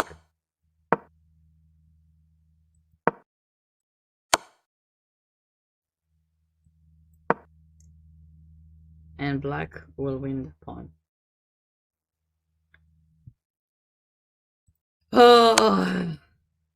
Oh my god.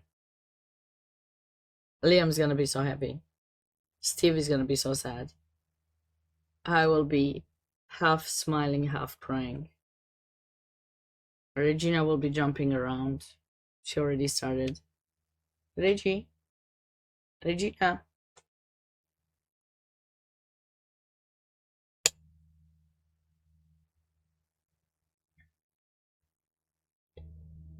This gotta be the most difficult day.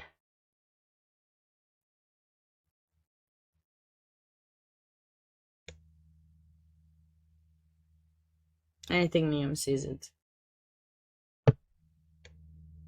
Steve sees it. They both see it.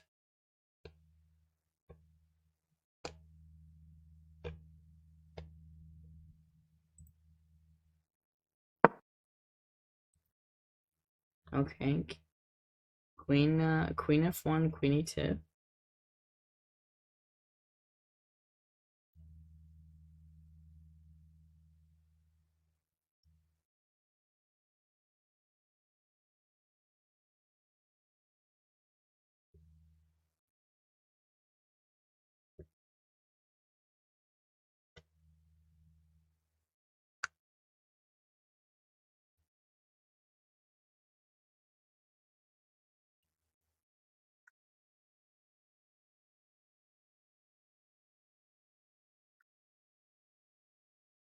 You need some good vibes before your next game. What can we do?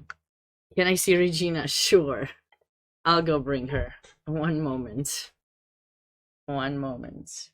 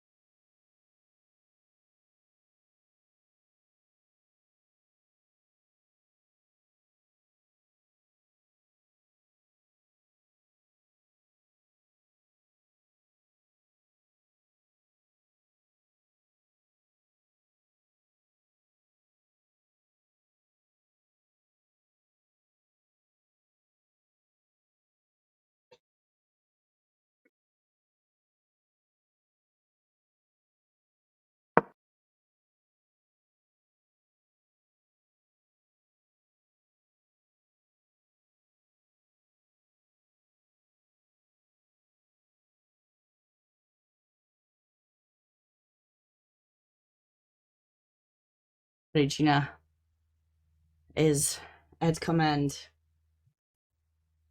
In command.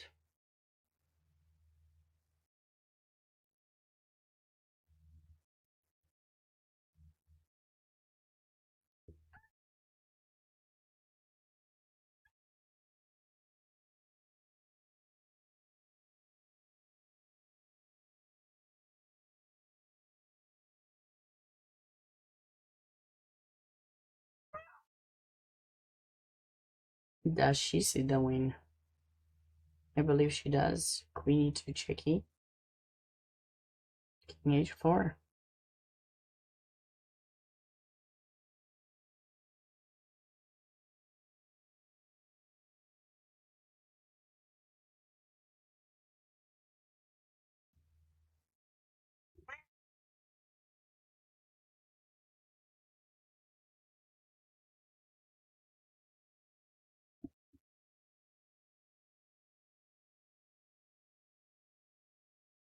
I'm surprised they didn't post the results yet. Maybe they're just making sure that everything is correct.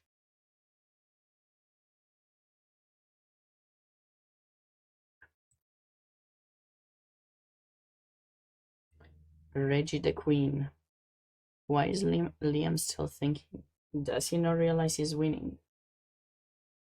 She looks sleepy. Well, she was sleeping a lot. She's a sleeping camper.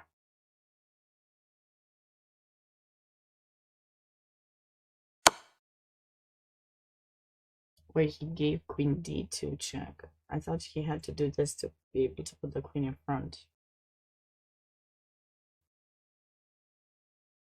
He wanted to keep that pawn protected. Okay, so what, he's gonna do this or something?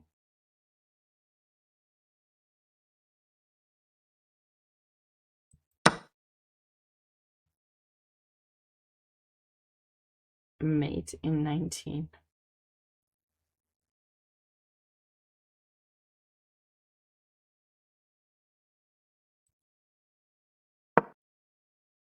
No, that doesn't work, sorry. Where's the mate in 19?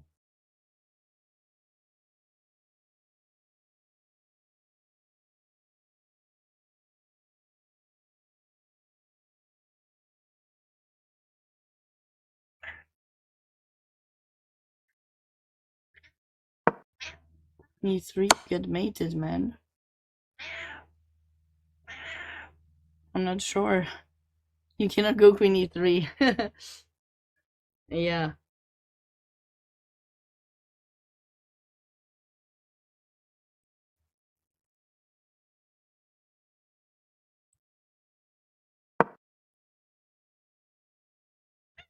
There's not a life more stressful than a cat's life. Oh, no worries, no worries, PF.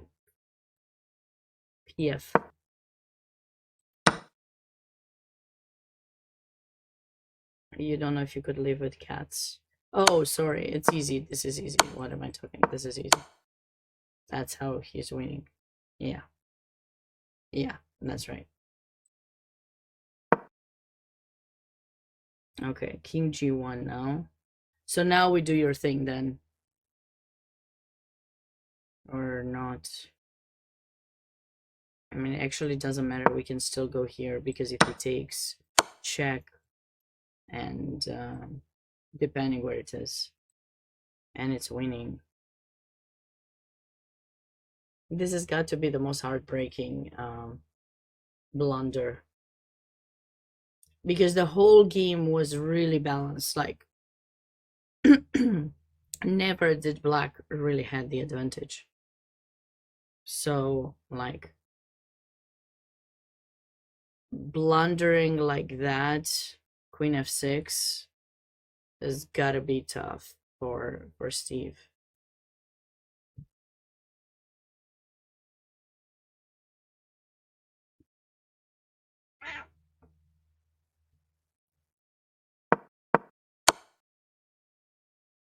Okay, black didn't get to take the pawn, but okay, we're giving a couple of checks. Eventually, we'll protect f5, then we take h3.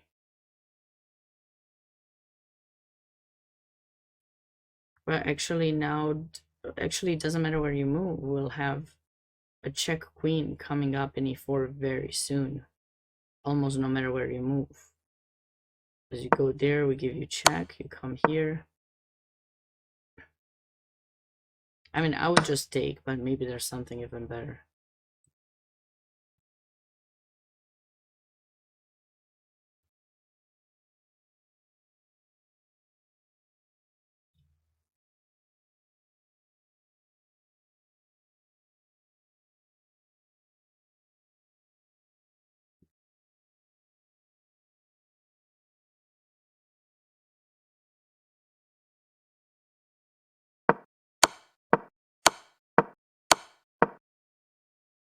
Okay, he wanted to take the pawn with check, fine. Alright, now he will start pushing them.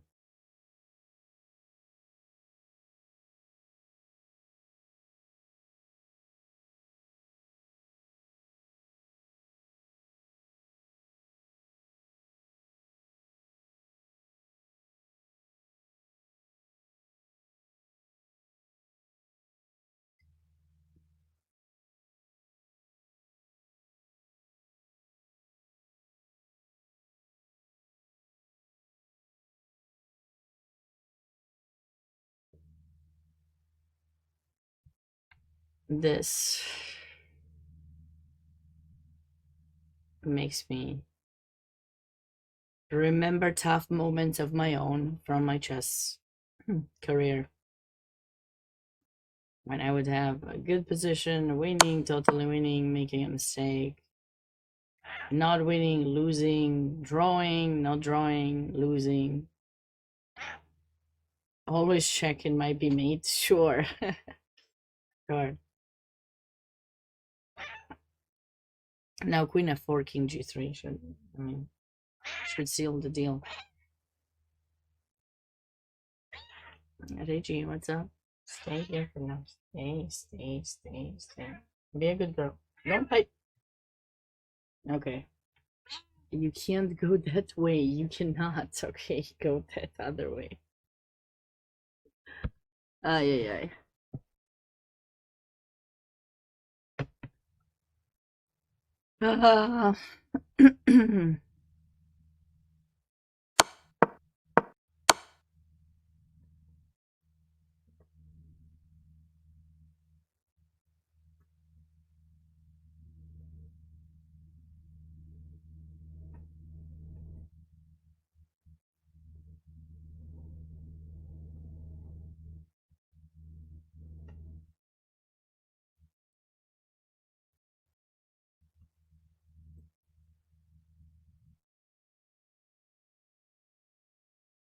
Okay, king g3 or king g4.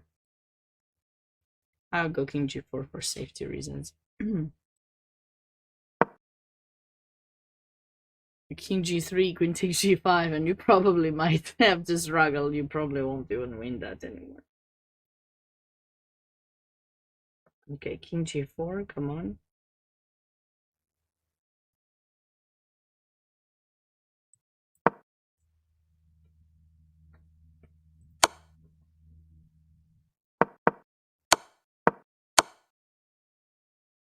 And Liam wins. Co-champions in the Denker. International Master Liam Putnam and International Master Bachen. Or is he FIDE Master or International Master? Just to confirm. International Master Bachen.